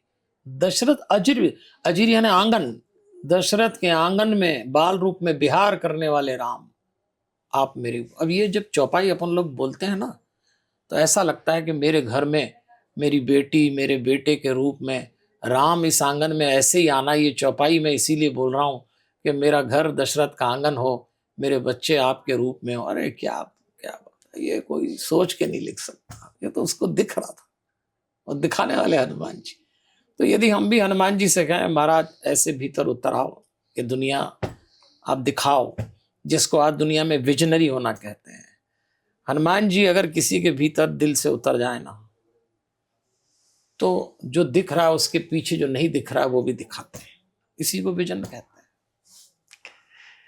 आप रुक जाते हैं तो ऐसा लगता है सब रुक गया। एक्चुअली मैं उसमें इतना खो जाता हूँ कि मुझे अगला क्या पूछना है इस पर मेरा ध्यान नहीं होता। लेकिन मन में एक प्रश्न चल रहा था मेरे कि हनुमान जी का मतलब आज वर्तमान युवाओं की, क्योंकि आप बात कर रहे थे, अब जैन जी हम बोल रहे हैं, जैन जी के सामने जैसे हनुमान जी आ रहे हैं, वो आ रहे हैं उग्र। कार पर स्टिकर लगा हुआ है तो पूरी भ्रुकुटियां तनी हुई हैं, और अभी भी मैं बोल रहा हूं तो एक एक है भी उनका वो रूप है, नो डाउट। जब वो युद्ध में उतरते हैं, पूरी सेना को खत्म कर देते हैं। जामवंत यहां तक कहते हैं वाल्मीकि रामायण में कि राम जी खत्म हो जाए, लक्ष्मण खत्म हो जाए, सब खत्म हो जाए, हनुमान अगर हैं तो विजयश्री यहीं पर है, इस बात में कभी संदेह मत रखना, विभीषण को बोला। हाँ, अब ये एक हनुमान जी है और उनका ये रूप दिखाया जाता है। एक अभी आपने जो बताया वो बड़ा आनंद दे रहा था कि घर घर में हमारे हनुमान, एक गृहस्थ के हनुमान, एक सहृदय के हनुमान, जो प्राणायाम के जरिए चक्रों को जागृत करना चाहता उसके हनुमान। ये दो हनुमान जी के दो रूप हैं। इन दोनों रूपों को कैसे देखें? और जैन जी के सामने तो आज वही जा रहा, अखाड़े वाले हनुमान। अखाड़े में भी वो अखाड़ा नहीं जो तुलसीदास जी का था, वर्तमान अखाड़ा। एक प्रसंग है, बड़ा इंटरेस्टिंग है, शायद जैन जी को समझ में आ जाए।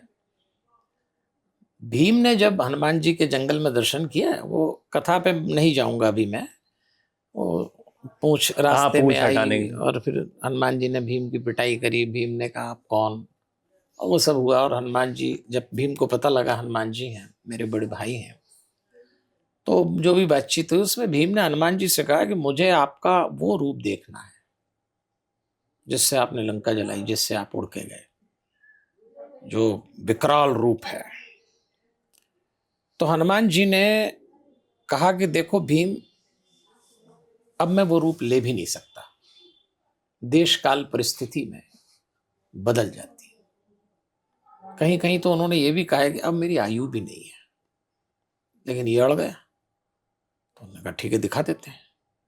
और जैसे उन्होंने रूप दिखाया तो भीम जैसा व्यक्ति जो एक डकार मारता था तो 10,000 हाथी ऐसे उठ के गिरते थे, वो भीम कांपने लगा।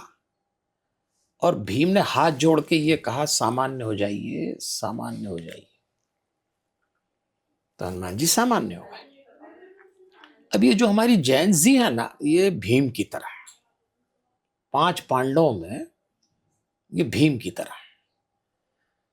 ये बिल्कुल भीम की तरफ प्रोजेक्ट होना चाहते हैं। इनके अंदर ज्वालामुखी फूट रहा है। सोच विचार भी शायद जब ज्वालामुखी फूटता है तो बंद हो जाता है। गीता भगवान चाहते तो सबसे ज्यादा तो भीम को ही सुनाना थी, पर वो सुनाई क्यों अर्जुन को? मालूम था भीम को सुनाने से मतलब नहीं है। तो ये जो विकराल रूप देखा और भीम डर गया, इन बच्चों के साथ भी यही होगा। तो चलो, लेकिन दोनों चाहिए। इनको हम एक ही काम करें। अगर हमारे संपर्क में ये जैन जी आए तो हम कहें देखो तुम्हारी मूल रुचि तो भीम की है, क्योंकि तुम पैदा ही इस टाइम हुआ हो, ये टाइम ही ऐसा है। लेकिन तुम्हारी जरूरत शांति होगी, तो तुम्हारी रुचि हो सकती है अति उत्साह भयानक, लेकिन तुम्हारी जरूरत शांति है। और एक घटना या कुछ दिनों बाद हर व्यक्ति अपनी रुचि से आगे बढ़ के अपनी जरूरत पे टिकता है। तो इनको जब शांति की जरूरत पड़ेगी तो हम शांति वाले हनुमान जी दे दें इनको, वरना ये भीम वाले तो ये लेके घूमेंगे इसी। इसलिए हनुमान जी के दोनों रूप स्वीकार किए जाएं, कोई बात नहीं है। वो विकराल रूप देख के तो सीता जी भी डर गई थी, लेकिन हनुमान जी को दिखाना पड़ता है। तो अब इन बच्चों के साथ अगर ये, पर मेरा तो उद्देश्य ये कि इनके शांत स्वरूप का भी स्वाद इन बच्चों को रहे, ऐसा इनको। आपसे बातचीत का एक और टाइटल मुझे समझ में आ रहा है, जैन जी भीम की तरह है, हनुमान जी का विकराल रूप ही देखना चाहती है। वो जिस दिन दिखाएं वो डरते भी हैं, घबरा भी जाएंगे, घबरा जाते हैं, बहुत जल्दी घबराते हैं। इसी से मेरे मन में एक सवाल बड़ी देर से चल रहा था कि हनुमान जी हो या जो भी आप इष्ट मानते हो, क्योंकि बहुत सारे लोग अपने अपने इष्ट, कोई देवी जी को इष्ट मानता है, कोई भोले बाबा को मानता है, कोई कृष्ण जी को मानता है, कन्हैया जी के भी बड़े उपासक हैं। ऐसा माना जाता है कि इष्ट का मानना ही ये है कि आप उन गुणों का आग्रह कर रहे हैं वो गुण आपके अंदर विकसित होते हैं जितना जितना आप अपने इष्ट का चिंतन करते हैं। क्या इन गुणों में आप हनुमान जी के ऐसे कौन से गुण आप देखते हैं कि जो हमें अपने भीतर विकसित करने चाहिए, या एक हनुमान उपासक के अंदर आ ही जाते हैं वो गुण? आपने जैन जी से लाके यहाँ बात छोड़ी, तो हनुमान चालीसा हनुमान जी का यशगान है, यशगान है। और जब हम किसी का यशगान करते हैं तो उसके गुण हमारे भीतर उतरने लगते हैं, ये प्रिंसिपल है। तो यदि कोई 43 पद की हनुमान चालीसा 3.5 मिनट में पूरी होती है, ठीक से अगर कोई पढ़े, तो हनुमान चालीसा की जो ठीक रिदम है, स्पीड है, 3.5 से 5 मिनट है, न इससे कम, इससे ज्यादा जिसकी जितनी इच्छा, कोई राग में गाए, लेकिन इससे कम 3.5 मिनट से जल्दी नहीं पढ़ना चाहिए, उसका स्वाद ही खत्म हो जाएगा। मुझे कोई अच्छी चीज पीना हो और घुट घुट करके पीऊं तो आनंद आए, तो उसका एक अपना रस है। तो अब ये देखो, बात अच्छी नहीं लगती कहने में, पर ये जो शराब के पक्ष में जो लोग, मैं जब शराब के विरोध में बोलता हूँ ना, तो जो पीने वाले मुझे ही समझाते हैं कि पंडित जी इसमें कोई दोष नहीं, अगर धीरे धीरे पियो। तो मैं कहता हूँ चलो तुम्हारी बात तुम जानो, पर हनुमान चालीसा धीरे धीरे पियो। अगर उनकी बात में कोई दम हो तो मैं ये कहूंगा धीरे धीरे क्यों मारा मारी करते हो, आराम से 3.5 मिनट में। तो वो यशगान है, उसका जो गठन तुलसी ने किया है। अगर कोई हनुमान चालीसा पढ़े तो हनुमान जी के गुण अपने आप उतरने लगेंगे। तो 43 पद के 43 गुण 3.5 मिनट में आपके भीतर उतर रहे हो, इससे सस्ता सौदा हो नहीं सकता, बहुत सस्ता सौदा। और ये जो जैन जी की बात आपने बोली, तो मुझे भी इस पीढ़ी की चिंता है। तो हमने एक प्रयोग किया, आप पूछ रहे हैं तो मैं बता रहा हूं, बजरंग बीट्स के नाम से हमारे शांतम से ये प्रयोग होता है। 31 दिसंबर को हम कह रहे हैं कि हमारे एक बैनर में, एक मॉल में, हम जैन जी को इकट्ठा कर रहे हैं और उनको बजरंग बीट के नाम से विभिन्न धुनों में, उन्हीं की स्टाइल में हनुमान चालीसा 2 घंटे थिरकना आपको, बस हनुमान चालीसा।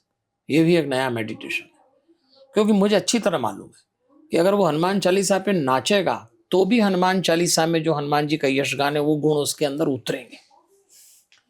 तो मैं उसको नचा के थका के शांत करना चाहता हूं। ये उसका टेस्ट, अब क्या कर सकते हैं। उसकी फिजिकल एक्सरसाइज होने पे अगर वो थोड़ा थिरक ले तो वो जो फिजिकल एक्सर्टनेस खत्म होगी तो उसकी मेंटल पीसनेस इससे उतरेगी। तो ये भी एक प्रयोग है बजरंग बीट्स का। तो सब अपने अपने हिसाब से कर रहे हैं, क्योंकि अल्टीमेटली हमको इस पीढ़ी के लिए हनुमान चालीसा सौंपना है, तो उसके लायक बनाना है। तो जनाब, ये किताब जिल्द की भी होती है और हार्ड बाउंड की भी होती है। अब वो पीढ़ी जिसको आपको हनुमान चालीसा सौंपना है, जो प्रयोग तुलसी ने उस समय किया कि हमको धर्म बचाना था, तो उन्होंने वो स्वरूप लाया। आज हमको शांति बचाना है तो हमको ये स्वरूप लाना पड़ेगा, खासतौर पे इस पीढ़ी के लिए। हनुमान जी को लेकर जब आप संगीत की बात करते हैं, और हनुमान जी का अपना एक स्वभाव है, हम गुणों की बात कर रहे हैं, उनके स्वभाव में एक मृदुता भी है, एक प्रसन्नता भी है, भक्ति का रस जिसमें होता है वो तो आनंद से परिपूर्ण होता ही है। हनुमान जी वैसे भी हैं। जिन गुणों की मैं बात कर रहा था, हम आमतौर पर हनुमान चालीसा हो या हनुमान जी का कोई भी स्तुति गान हो, यशगान हो, उसमें उनसे मांगते ही रहते हैं। तुम रक्षक काहू को डरना, संकट कटे मिटे सब पीरा, भूत पिशाच निकट नहीं आवे, रोग दोष निकट नहीं आवे, मतलब जो भी है मांगते जा रहे हैं हम उनसे। तो क्या हनुमान जी क्या देने वाले देवता हैं, या इसमें कैसे गुणों को ढूंढ रहे हैं तब, जबकि हम उनसे स्तुति में मांगे ही मांगे चले जा रहे हैं, मेरा ये कर दो, मेरा ये कर दो, मुझे घबराहट हो रही है, मुझे ये चाहिए, मुझे वो चाहिए। असल में इसके पीछे एक साइलेंट साउंड चल रहा है। भूत पिशाच निकट नहीं आवे, महावीर जब नाम सुनावे। तो मैंने इसमें कुछ नहीं मांगा, मैंने याद दिलाई। असल में हनुमान जी के साथ एक बेसिक थ्योरी चलती है, याद दिला दे रहा हूं। तो मैं उनको ये याद दिला रहा हूं कि महाराज, जैसे आपकी उपस्थिति और आपके नाम से भूत पिशाच निकट नहीं आते, तो यदि मैं आपको याद कर रहा हूं तो मैं भी इतना समर्थ हो जाऊं कि भूत पिशाच रूपी दुर्गुण मेरे भीतर ना आए। अब ये मांग के साथ साथ आपके गुण मुझ में उतरें और मैं भी उस योग्य हो जाऊं, ये है, और कुछ मांगना नहीं। ये वही क्लास में अगर कोई अपने टीचर से स्टूडेंट प्रश्न पूछ रहा है तो वो उत्तर मांग रहा है, मांग तो उत्तर ही रहा है, लेकिन उसमें मांग नहीं मानी जाएगी, वो अपनी स्थिति को साफ करने के लिए क्लैरिटी चाहिए। तो यही पूरी हनुमान चालीसा इसी पे बनी। ये भूत पिशाच निकट नहीं आया, भूतों से बड़ा जोड़ दिया गया हनुमान जी को। क्या है भूत, क्या होते हैं, पिशाच क्या होते हैं? हमारे तुलसीदास जी कर्म कांड को भी अपनी दृष्टि से देखते थे, तो उन्होंने इसको स्वीकृति दी है कि कुछ आत्माएं हैं जो अतृप्त रह गई। तो अब फिर वही बात, उस काल से इस काल तक भूत और पिशाच, इनके भी मतलब बदल गए। अब क्या हो गया कि सारी लाइफ स्टाइल इतनी मैकेनाइज हो गई कि अब उनका इम्पैक्ट नहीं पड़ता। भूत और पिशाच का इम्पैक्ट पड़े तो आदमी उससे संचालित होने लगता है। ये बेसिक थ्योरी थी। अपन कहते हैं ना, उसको भूत चढ़ गया, तो भूत चढ़ गया तो अब वो आदमी खुद नहीं बोल रहा, वो जो भी हल्ला था। अब भूत पिशाच बदल गए, भूत हो गया टीवी, पिशाच हो गया मोबाइल।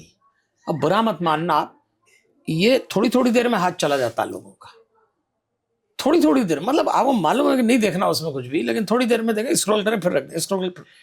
अनेक लोग हैं, तो हो गया ना, गए भूत पिशाच। अब नहीं आता कोई शहर में, तो अरे भूत पिशाच क्या आएगा शहर में? उसको मालूम है कि मैं अगर चढ़ गया तो ये तो फिर भी कहीं उतार लेगा, पर अगर इंसान भूत में चढ़ गया तो भूत कहाँ उतारेगा? अब गया जमाना, यही भूत पिशाच है। तो जो कुछ भी हनुमान चालीसा में बोला जा रहा है वो मोरल स्ट्रांगनेस के लिए, कॉन्फिडेंस के लिए बोला जा रहा है। इस जैन जी को ये समझना चाहिए, हनुमान चालीसा मतलब कॉन्फिडेंस, हनुमान चालीसा मतलब क्लैरिटी, हनुमान चालीसा मतलब क्रेडिबिलिटी, हनुमान चालीसा मतलब वार्ड रिवार्ड और कंट्रीब्यूशन का फर्क, हनुमान चालीसा मतलब विजन, हनुमान चालीसा मतलब इमोशनल इंटेलिजेंस, हनुमान चालीसा मतलब कैरेक्टर। और सच बात तो हनुमान चालीसा यानी विनिंग कॉम्बिनेशन ऑफ लाइफ। इस बात पे बहुत सारे, मतलब मैं कभी, अभी मैं जानता हूँ कि समय सीमित होगा आपके पास, लेकिन ये एक ऐसा विषय है जिस पर बड़े बात करने की ज़रूरत है। आपने शुरुआत में ही कहा था इस बातचीत के, और मुझे वो बहुत अच्छी बात लगी कि मैं विश्वास नहीं करता हनुमान जी पर, मैं अंधविश्वास करता हूँ। ये बात आपने बोली। अब अंधविश्वास का एक दूसरा, ये तो आपने सकारात्मक पहलू बताया, एक बहुत ही अच्छी बात है। अंधविश्वास यानी बहुत गहरा विश्वास, उसको उस तरीके से सब। लेकिन एक अंधविश्वास वो भी होता है जो भूत पिशाच की उस दुनिया को लेकर है, जिसको आपने खारिज किया अभी कि अब कहाँ आएंगे इस शहर में। लेकिन हम देखते हैं मेहंदीपुर बालाजी में आज भी कई लोग जाते हैं, और ऐसे एक नहीं कई मंदिर, उज्जैन में आप देखते हैं, आप तो उज्जैन में हैं ही, वहाँ पर इस तरह की कई सुविधाएं हैं कि लोग जाते हैं दूर दूर से, देश भर से। ये क्या है, ये कौन सी दुनिया है, और हनुमान जी से इस दुनिया का क्या वास्ता? अरे बहुत सीधी सी बात है, मैं भूत पिशाच को नकार नहीं रहा, मैं स्वयं एक कर्मकांडी ब्राह्मण हूं, तो मैं उसकी लिमिट जानता हूं। अब क्या होता है, भूत और पिशाच घूम रहे हैं, मान लीजिए कोई ऐसी अतृप्त आत्माएं हैं, तो वो टारगेट उन्हीं को करती हैं जो कमजोर मन के होते हैं। मतलब मैं भी कहीं से अगर गुजरूं तो हो सकता है भूत होगा, लेकिन मैं भी बेफिक्र हूं उसको लेके, और वो भी मेरे को लेके चिंतित नहीं है। वो कहता है ये मेरा स्थान हो सकता है, और मैं कहता हूं मेरा वो स्थान नहीं है। तो बहुत सारे लोग कमजोर मन के हैं, उनके ऊपर यदि कोई ऐसी जगह जाए और भूत पिशाच हो तो वो अपना प्रभाव डालेंगे। तो हमको लगता है कि भाई हनुमान चालीसा में तुलसीदास जी ने जो पहली पंक्ति लिखी है ना, वो लिखी इसीलिए कि निज मन मुकुर सुधार। कमजोर मन वाले व्यक्ति को न दिखने वाला मनुष्य भी प्रभावित करेगा और दिखने वाला मनुष्य भी प्रभावित करेगा। आप देखना, घर में सास बहू ले लो आप, सास ने बहू को कुछ कह दिया, बहू ने सास को कुछ कह दिया, दोनों अलग हो गई। लेकिन अगर दोनों कमजोर मन की हैं तो अलग होने के बाद भी जो कुछ भी बात हुई उसको मल्टीपल वो अपने हस्बैंड से करेगी, अपने हस्बैंड, मल्टीपल चलता ही रहेगा। यही भूत पिशाच। अब सासू रूपी भूत बहू को चिपक गई, बहू रूपी भूत सासू को चिपक 2 घंटे तक दोनों, और फिर वो अपने अगले पति को चिपका रही, और पति भी कमजोर मन का है तो वो और उसको चिपका के अपने ऑफिस में जाके ट्रांसफर कर रहा है। तो ये साइकोलॉजी है, इस साइकोलॉजी से तो बाहर आना ही पड़ेगा। इसलिए तुलसीदास जी ने हनुमान चालीसा में पहली लाइन में ट्रीटमेंट दे दिया, निजमन मुकुर सुधार। ये साइकोलॉजी पर आप ले आए, मनोविज्ञान भी मेरा विषय है। मैं मनोविज्ञान को बड़ा महत्व का विषय मानता हूँ। मेरी आध्यात्मिक रुचि के बाद ही मुझे लगता था कि जो कुछ है ना दिमाग का खेल है, पहले इसको समझो। तो मॉडर्न साइंस क्या कह रहा है, पहले दिमाग के विषय में या मन के विषय, मन वो जो हम जिसको सूक्ष्म मानते हैं उसके विषय में हम, क्योंकि आइडेंटिफाई करने के लिए भी आपको विचार पढ़ना पड़ते हैं, लिखना पड़ता है कि आपकी ये क्या है, इसमें क्या करते हो, इस सवाल का जवाब दो, उससे अंदाजा लग। पढ़ तो सकते नहीं, आप रीड तो कर नहीं सकते हैं किसी चीज को। क्या ईश्वर भी हमारे अंदर इसी तरह किसी डिग्री में सूक्ष्म रूप से विद्यमान हो रहा है, या उनका जो कुछ भी हमें मिलता है, आशीर्वाद कह लीजिए, जो भी कह लीजिए, वो इसी रूप में मिलता है, यानी सूक्ष्म जगत का ही विषय है पूरी तरह से? हाँ, इसको यूं भी लें, सूक्ष्म जगत का विषय एक कॉस्मिक एनर्जी होती है, एक लाइफ एनर्जी होती है। आप जो बोल रहे हैं मैं उसको, उसी बात को थोड़ा और इजी बना के बता रहा हूँ।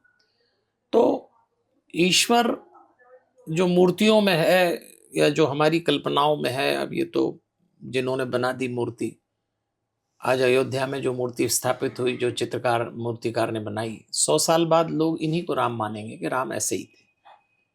कोई ये नहीं जानेगा किसी ने बनाया। अब राम ऐसे थे किसको मालूम है। लेकिन राम एक कॉस्मिक एनर्जी है, वो तब भी वैसी थी, आज भी वैसी है। तो मैं अगर राम को पूछता हूं, चाहे मूर्ति पर, मूर्ति मेरा दरवाजा, अंदर मुझे जाना ही पड़ेगा। तो जैसे ही मैं उस कॉस्मिक एनर्जी से कनेक्ट हूं, अगर ये आभास बन जाए, तो फिर वो चाहे सूक्ष्म ईश्वर मानो, कुछ भी मानो, तो मेरी लाइफ एनर्जी कॉस्मिक एनर्जी से जितनी कनेक्ट होगी, मैं उतनी ईश्वर की अनुभूति बहुत अच्छे से कर पाऊंगा। और मेरी कॉस्मिक एनर्जी मेरी लाइफ एनर्जी से जितनी डिस्कनेक्ट रहेगी, मैं उतना बेचैन होता रहूंगा, फिर इधर ढूंढूंगा। इसलिए हमारे यहाँ बार त्योहार पे, संक्रांति पे, नवरात्रि में कॉस्मिक एनर्जी बड़ी इजीली अवेलेबल होती है, उसका जो भी साइकिल है। तो अगर उन दिनों में कोई भक्ति करता हूँ, तो मुझे मेरी लाइफ एनर्जी को कॉस्मिक एनर्जी से कनेक्ट करने में, और वो जो फीलिंग है जिसको चाहे ईश्वर कह लो, वो बड़ी मैच्योर हो जाती, इजी भी हो जाती है। तो ऐसा प्रयोग करते रहना चाहिए किसी को भी। ये निराकार साकार को बड़े आसान भाषा में आपने समझा दिया, इसको बहुत अच्छे से समझा दिया तुलसीदास जी से। क्योंकि हमने बातचीत की शुरुआत की थी, तो अंत में चलते चलते कुछ फटाफट सवाल आपके सामने रखता हूँ। वाल्मीकि रामायण जी ने कुछ लिखा, फिर बाद में भक्ति की एक बहुत बड़ी परंपरा चली, अलग अलग ऋषियों ने, चाहे वो आदि शंकराचार्य जी का विषय हो, या फिर कई वैज्ञानिक आए, नागार्जुन, आर्यभट्ट जैसे वैज्ञानिकों ने अपने अपने, फिर बाबा तुलसीदास तक आते आते रामचरितमानस। आपको लगता है एक ऐसा समय आ गया है अब वो 400-500 साल बाद कि दोबारा इन चीज़ों को डिफाइन करने की ज़रूरत है? आप लोग कर भी रहे हैं, आप बोल रहे हैं अपने विषय को, आप वर्तमान माध्यम, हम पॉडकास्ट के, लेकिन आपको लगता है कि ये फिर से रिवाइज होंगी, फिर से इनको लिखा जाएगा, फिर से कोई अगर उतनी भक्ति में डूब जाए तो वैसे चीज़ों को रख सकता है? आएगा दौर, क्योंकि देखिए भैया, मनुष्य के इतिहास में हजारों साल से ऐसा कालखंड कभी नहीं आया जैसा अभी 50 साल में आया। हर कालखंड में समय बदलता है, सतयुग, त्रेता, द्वापर, कलयुग, लेकिन ये 50 साल का जो टाइम स्पान आया है, दुनिया कभी भी इतनी तेजी से नहीं बदली, इतने कम समय में। ये पहली बार हो रहा है। और इस 50 साल में 30 साल निकल गए, 20 आने वाले हैं, वो और रैपिड होंगे। अभी स्पान चल रहा है, 30 निकल गए। इसी टाइम इंटरनेट आया। इंटरनेट को आप साधारण मत समझना, इंटरनेट ने टाइम चेंजिंग का जो इतिहास लिखा है, उससे सब हिला, उससे स्पिरिचुअलिटी भी इफेक्ट हुई। अब जो ये 20 साल है, इसमें बड़े बड़े वैज्ञानिकों ने भी ये मान लिया कि इंटरनेट ने रिलीजियस लाइफ को जो डिच किया, उसको बचाने के लिए सिवाय स्पिरिचुअलिटी की और कोई रास्ता नहीं है। जिस एआई को 2026 में आना था, वो एआई 2025 के एंड में नॉकिंग कर चुकी है, रोबोटिक लाइफ। अब आप ध्यान देना, बहुत कम लोग इस पे ध्यान दे रहे होंगे, मैं क्षमा चाहता हूं, पर मैंने दिया। जेफरी हिंटन नाम के वैज्ञानिक जिन्होंने एआई का आविष्कार किया, उन्होंने पिछले दिनों एक इंटरव्यू में बोला कि मैं एआई बना के उतना ही डर गया जैसे परमाणु बम बना के उस वैज्ञानिक को डर लगा, ओपनहाइमर डर गए थे उसको। तो वो कहते हैं कि एआई हमारे काम की जो लाइन है उनके इंटरव्यू की, उन्होंने कहा कि एआई के दुष्परिणामों से वो ही लोग बच पाएंगे जो आत्मा तक की यात्रा करने में सफल होंगे। अब हमें एक ही लाइन पकड़ ली, और हमारा पूरी स्पिरिचुअलिटी ये कहती है, धर्म यदि शरीर है तो अध्यात्म आत्मा है।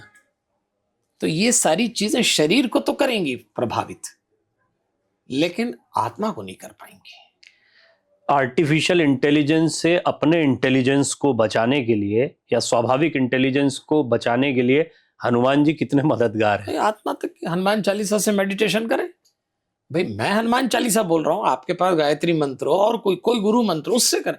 सारा मामला निजी रुचि का, जान आत्मा तक तो सबको जाना ही पड़ेगा। मेरी निजी रुचि है कि मैं हनुमान चालीसा से जा रहा हूं, लेकिन मैं दावा नहीं करता कि यही एक सही। आपको जो मंत्र हो, मुझे इजी लगता है तो मैंने अपनी बात बोली। बहुमार्गी हैं जो लोग, इधर भी जा रहे हैं इधर भी जा रहे हैं, सबको मानते हैं, इधर भी जा रहे हैं उधर भी जा रहे हैं, से उधर तो देखिए न वो यहां तक है। बहुत बढ़िया बात किसी ने कही होगी, न वो यहां तक है न वो वहां तक है, असर उसका वहां तक है, नजर जिसकी जहां तक। अब तुमको जहां दिख रहा है वहां चले जाओ, क्या फर्क पड़ना, पहुंच जाओ बस आत्मा तक, हमारा ये कहना है। गुरुजी ये इतनी अच्छी चर्चा चल रही है, पर मैं बार बार कह रहा हूँ कि आपका समय जो है वो आज आपने काफी समय दिया है, लेकिन कई विषय हैं जो मेरे मन में अभी भी उथल पुथल कर रहे हैं।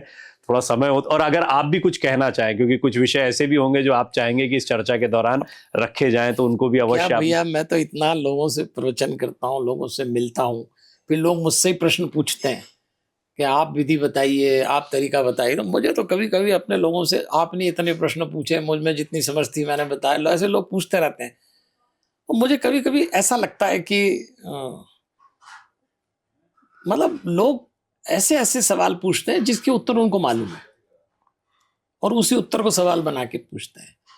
तो हम लोगों से बस एक ही बात कहते हैं कि भाई बहुत ज्यादा इधर उधर ना भटके, आपको जो ठीक लगे, लेकिन 24 घंटे में 2 बार आत्मा तक की यात्रा जरूर करें, जरूर करें। मतलब आत्मा तक की यात्रा अगर कोई करे तो मुझे लगता है कि उसको बहुत अच्छा लगे। कैसे? आज 2 बार मेडिटेशन, मतलब वो भी कुछ विधि आप बताना चाहें जो सहज मेडिटेशन की। तो देखिए इस संसार में जहां तक मैंने सुना है 416 से ज्यादा विधियां हैं, आपको जो ठीक लगे।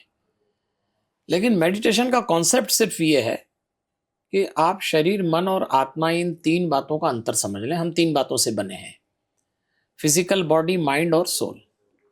तो आपको फिजिकल बॉडी से माइंड को क्रॉस करके सोल तक जाना है, थॉटलेस ब्रीदिंग करके।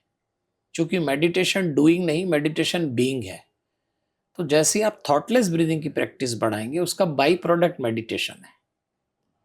तो मेडिटेशन मत करिए। ज्यादातर लोग कहते हैं हमको मेडिटेशन करने बैठो तो होता नहीं, बड़ा टफ है। तो होगा भी नहीं।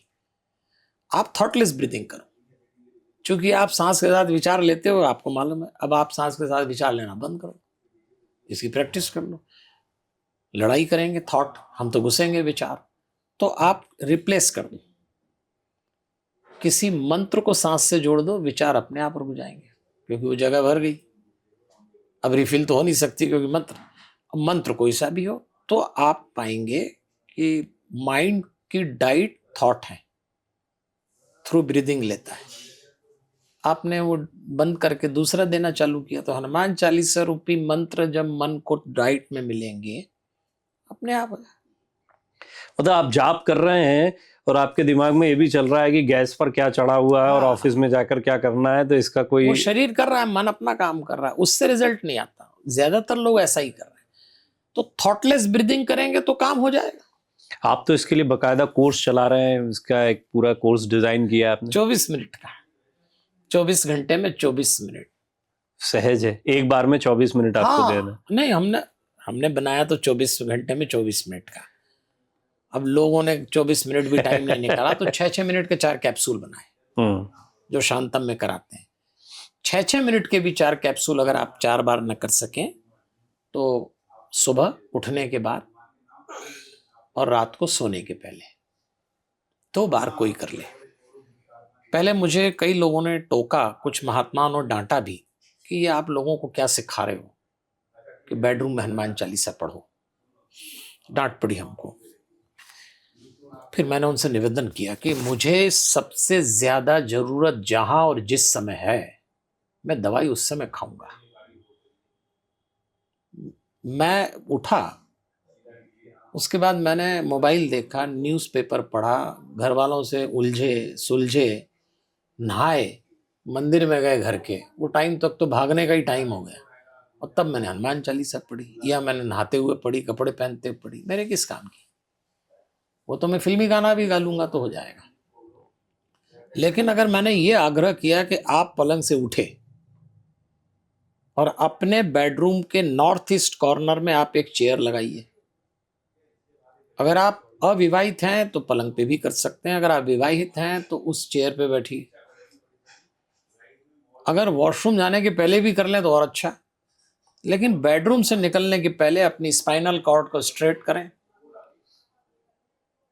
और 3 से 5 मिनट के बीच में थॉटलेस ब्रीदिंग लेके, कोई मंत्र नहीं तो हनुमान चालीसा पढ़ लें और फिर निकलें।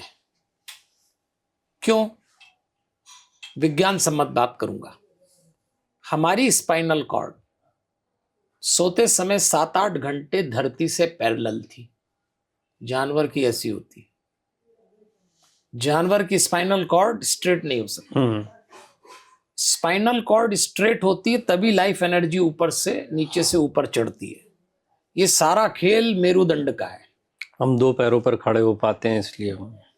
तो हमको उस टाइम जब 7-8 घंटे हम पशु तुल्य पड़े थे, हमारी स्पाइन, और जैसी स्पाइन कॉर्ड स्ट्रेट हुई उसकी फीडिंग कर दो।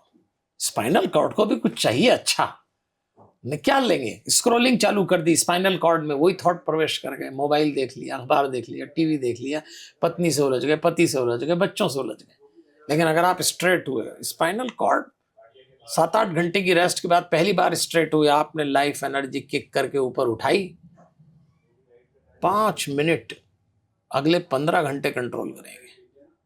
केवल ये संभावना मनुष्य के पास है, इसलिए करना चाहिए, और रात को सोने के पहले कर ले। ये आपने मेरुदंड के बारे में जो बताया, ये तो सचमुच सबके लिए अभ्यास का एक विषय होना चाहिए जीवन में। अब मैं चाहूँगा कि थोड़ा इसको समापन की तरफ ले जाएं बातचीत को। हम वाइब्रेशन को उतना समझ नहीं पा रहे हैं, लेकिन आजकल मैं देख रहा हूँ उसके बारे में बात बहुत कर रहे हैं। हमने सूक्ष्म जगत की काफ़ी बात की, उसी में हमारे शरीर की ऊर्जाएं भी हैं। किसी व्यक्ति से मिलके एक आनंद का संचार होना, किसी से मिलके नकारात्मकता का संचार होना, किसी एक जगह पर, आपने अभी बेडरूम के विषय में बताया, कुर्सी लगाओ, ये सारी चीज़ें बड़ी बहुत सूक्ष्म चीज़ें हैं जिन पर हम ध्यान भी नहीं देते हैं आमतौर पर, क्योंकि ये ऊर्जा का संसार है। इस ऊर्जा के संसार से सामान्य व्यक्ति का कितना प्रयोजन है तो सही सबका, लेकिन समझने से कितना प्रयोजन होना चाहिए और किन किन बातों की जानकारियां होनी चाहिए सामान्य तौर पर एक मनुष्य को? अपनी डे टू डे शेड्यूल में आदमी को कुछ बातें लेना पड़ेंगी, क्योंकि हमने प्रकृति के साथ इतनी छेड़छाड़ कर दी है कि अब प्रकृति का सपोर्ट धीरे धीरे विड्रा हो जाएगा, और आपको चाहिए तो सही मेटाबॉलिक सिस्टम को मैच्योर रखने के लिए। तो मुझे ऐसा लगता है कि ये सुबह उठ के जो मैं बता रहा हूँ, ये काम करना, रात को सोने के पहले करना, ये करते रहना चाहिए आदमी को अपनी लाइफ स्टाइल में। तो जब मुझसे कोई पूछता तो मैं कहता हूँ भाई, बहुत कुछ इस दुनिया में आपके अलावा ना तो कोई आपको शांत कर सकता है, ना कोई और नहीं आपके अलावा आपको कोई अशांत कर सकता है। तो आप अपनी लाइफ स्टाइल में ये सब छोटी छोटी चीज़ें कर लें। पर मैं अपनी बात ख़त्म करूँगा तो मैं इतने लोगों को इतनी बातें बोलता हूँ, तो मुझे किसी की एक पंक्ति याद आती है कि तुझे प्यार करना नहीं आता, मुझे प्यार के सिवा कुछ नहीं आता। दुनिया में 2 ही तरीके हैं जीने के, एक तुझे नहीं आता, एक मुझे नहीं आता। और यहीं फिर मैं समाप्त कर देता हूँ। मैं सच बताऊं, हनुमान जी की अनुभूतियों को लेकर आपके मन में बहुत प्रश्न आते होंगे, लेकिन अभी ये जो चर्चा चल रही थी ना, ये भी एक अनुभूति है, ये उनकी उपस्थिति है, ऐसा मेरा एहसास है। यानी हनुमत चर्चा, ऐसा कहते हैं जहाँ पे राम जी की चर्चा हो रही हो वहाँ हनुमान जी विद्यमान होते हैं। मुझे ऐसा लगा कि अगर हनुमान जी के गुणों के विषय में भी चर्चा हो रही है तो हनुमान जी विराजमान होते हैं। बहुत सारे लोग, ये चलते चलते एक चीज बता दीजिएगा, बहुत लोगों के मन में भ्रम रहता है कि आप हनुमान जी से हनुमान जी की तारीफ करेंगे तो वो नहीं सुनेंगे, उनसे तो जय श्री राम ही बोलिए, राम जी की तारीफ करिए। ये क्या है? और तब जबकि हम जितनी स्तुति उनकी देखते हैं उसमें उन्हीं का यशोगान है। तो यहीं पे हम अपनी बात भी समाप्त करेंगे कि हनुमान जी को सर्वाधिक अगर पसंद कोई काम है तो वो है राम नाम सुनना। ऐसा कहते हैं कि हनुमान चालीसा जब तुलसीदास जी लिख रहे थे तो तुलसीदास जी तो हर चीज दृश्य के साथ लिखते थे। तो कुछ पंक्तियों में हनुमान जी उठ के खड़े हो गए और उन्होंने कहा मैं जा रहा हूं, ये तू मेरा यशगान कर रहा है। हमारे हनुमान जी दुनिया में कभी किसी से नहीं डरते, एक ही बात से डरते हैं, अपनी प्रशंसा सुनने से। वो कहते हैं प्रशंसा वो मदिरा है जो कानों से पिलाई जाती है, मुंह वाली पियो, 2-4 कदम चलो, खड़े हो जाओ, लेकिन जिसने कान से प्रशंसा की, मदिरा पी, वो गया। तो तुलसीदास जी हर पंक्ति में जब उनकी तारीफ करते हैं तो वो कहते हैं कि तू मेरी तारीफ कर रहा है, तो वो कहते हैं मैं आपकी तारीफ नहीं कर रहा, मैं वो दृश्य लिख रहा हूं जो घटा। अब उस दृश्य में आपका व्यक्तित्व निखर के आया तो मेरा तो दोष नहीं है। लाए संजीवन लखन जियाए श्री रघुवीर हर शिवलाए, इसमें आप प्रशंसा बता दो मुझको, मत जाते आप लेने औषधि, तो लिखने की नौबत नहीं आती। काम तो आपने वो ही किया जो कोई नहीं कर पाया, वो आपने किया। अगर मैं ये लिख रहा हूं कि जो कोई नहीं कर पाया वो आपने किया, तो आपको लग रहा है मैं प्रशंसा कर रहा हूं, पर मैं तो वही लिख रहा हूं। तो भैया कुछ लोग कर्म करते हैं, उसके बाद प्रशंसा मिलती है। हनुमान जी के प्रशंसा पहले तैयार हो जाती है, यानी हनुमान जी एक ऐसा व्यक्तित्व है जिसका प्रशंसा ही कर्म कराता है। कर्म के पीछे प्रशंसा नहीं चलती, प्रशंसा के पीछे कर्म चलता, उसका नाम हनुमान है। तो तुलसी ने कहा मैं क्या करूं, आप बता दो एक भी पंक्ति ऐसी लिखी हो। तो फिर हनुमान जी बैठ गए चुपचाप, तेरे से मुंह कौन लगे। कर्म के बाद प्रशंसा नहीं मिलती, प्रशंसा के, हनुमान जी की प्रशंसा के पीछे कर्म चलता है। ये मेरी आज की बहुत ही एक सुंदर वक्तव्य है, सुंदर पंक्तियां हैं जिनके साथ इस चर्चा को, जो मुझे लगता है कि अभी और चलनी चाहिए, और आने वाले दिनों में निश्चित ही पंडित विजय शंकर मेहता जी के साथ हम एक बार फिर जुड़ेंगे और कुछ और बहुत सारी बातें हैं जो कर सकता हूं। लेकिन आपके जहन में भी बहुत सारे सवाल आ रहे होंगे। मैंने कोशिश तो की है कि इस संक्षिप्त समय में बहुत सारे सवालों को समेटूं, लेकिन जो सवाल रह गए वो आप लिख दीजिएगा तो अगली बार उनसे पूछ लिए जाएंगे। हमारे हनुमान गुरु जी, बहुत आनंद आया, बहुत ही सुंदर चर्चा, बहुत बहुत धन्यवाद आपका। आप सभी दर्शकों का बहुत बहुत धन्यवाद। अगले पॉडकास्ट में मुलाकात करते हैं।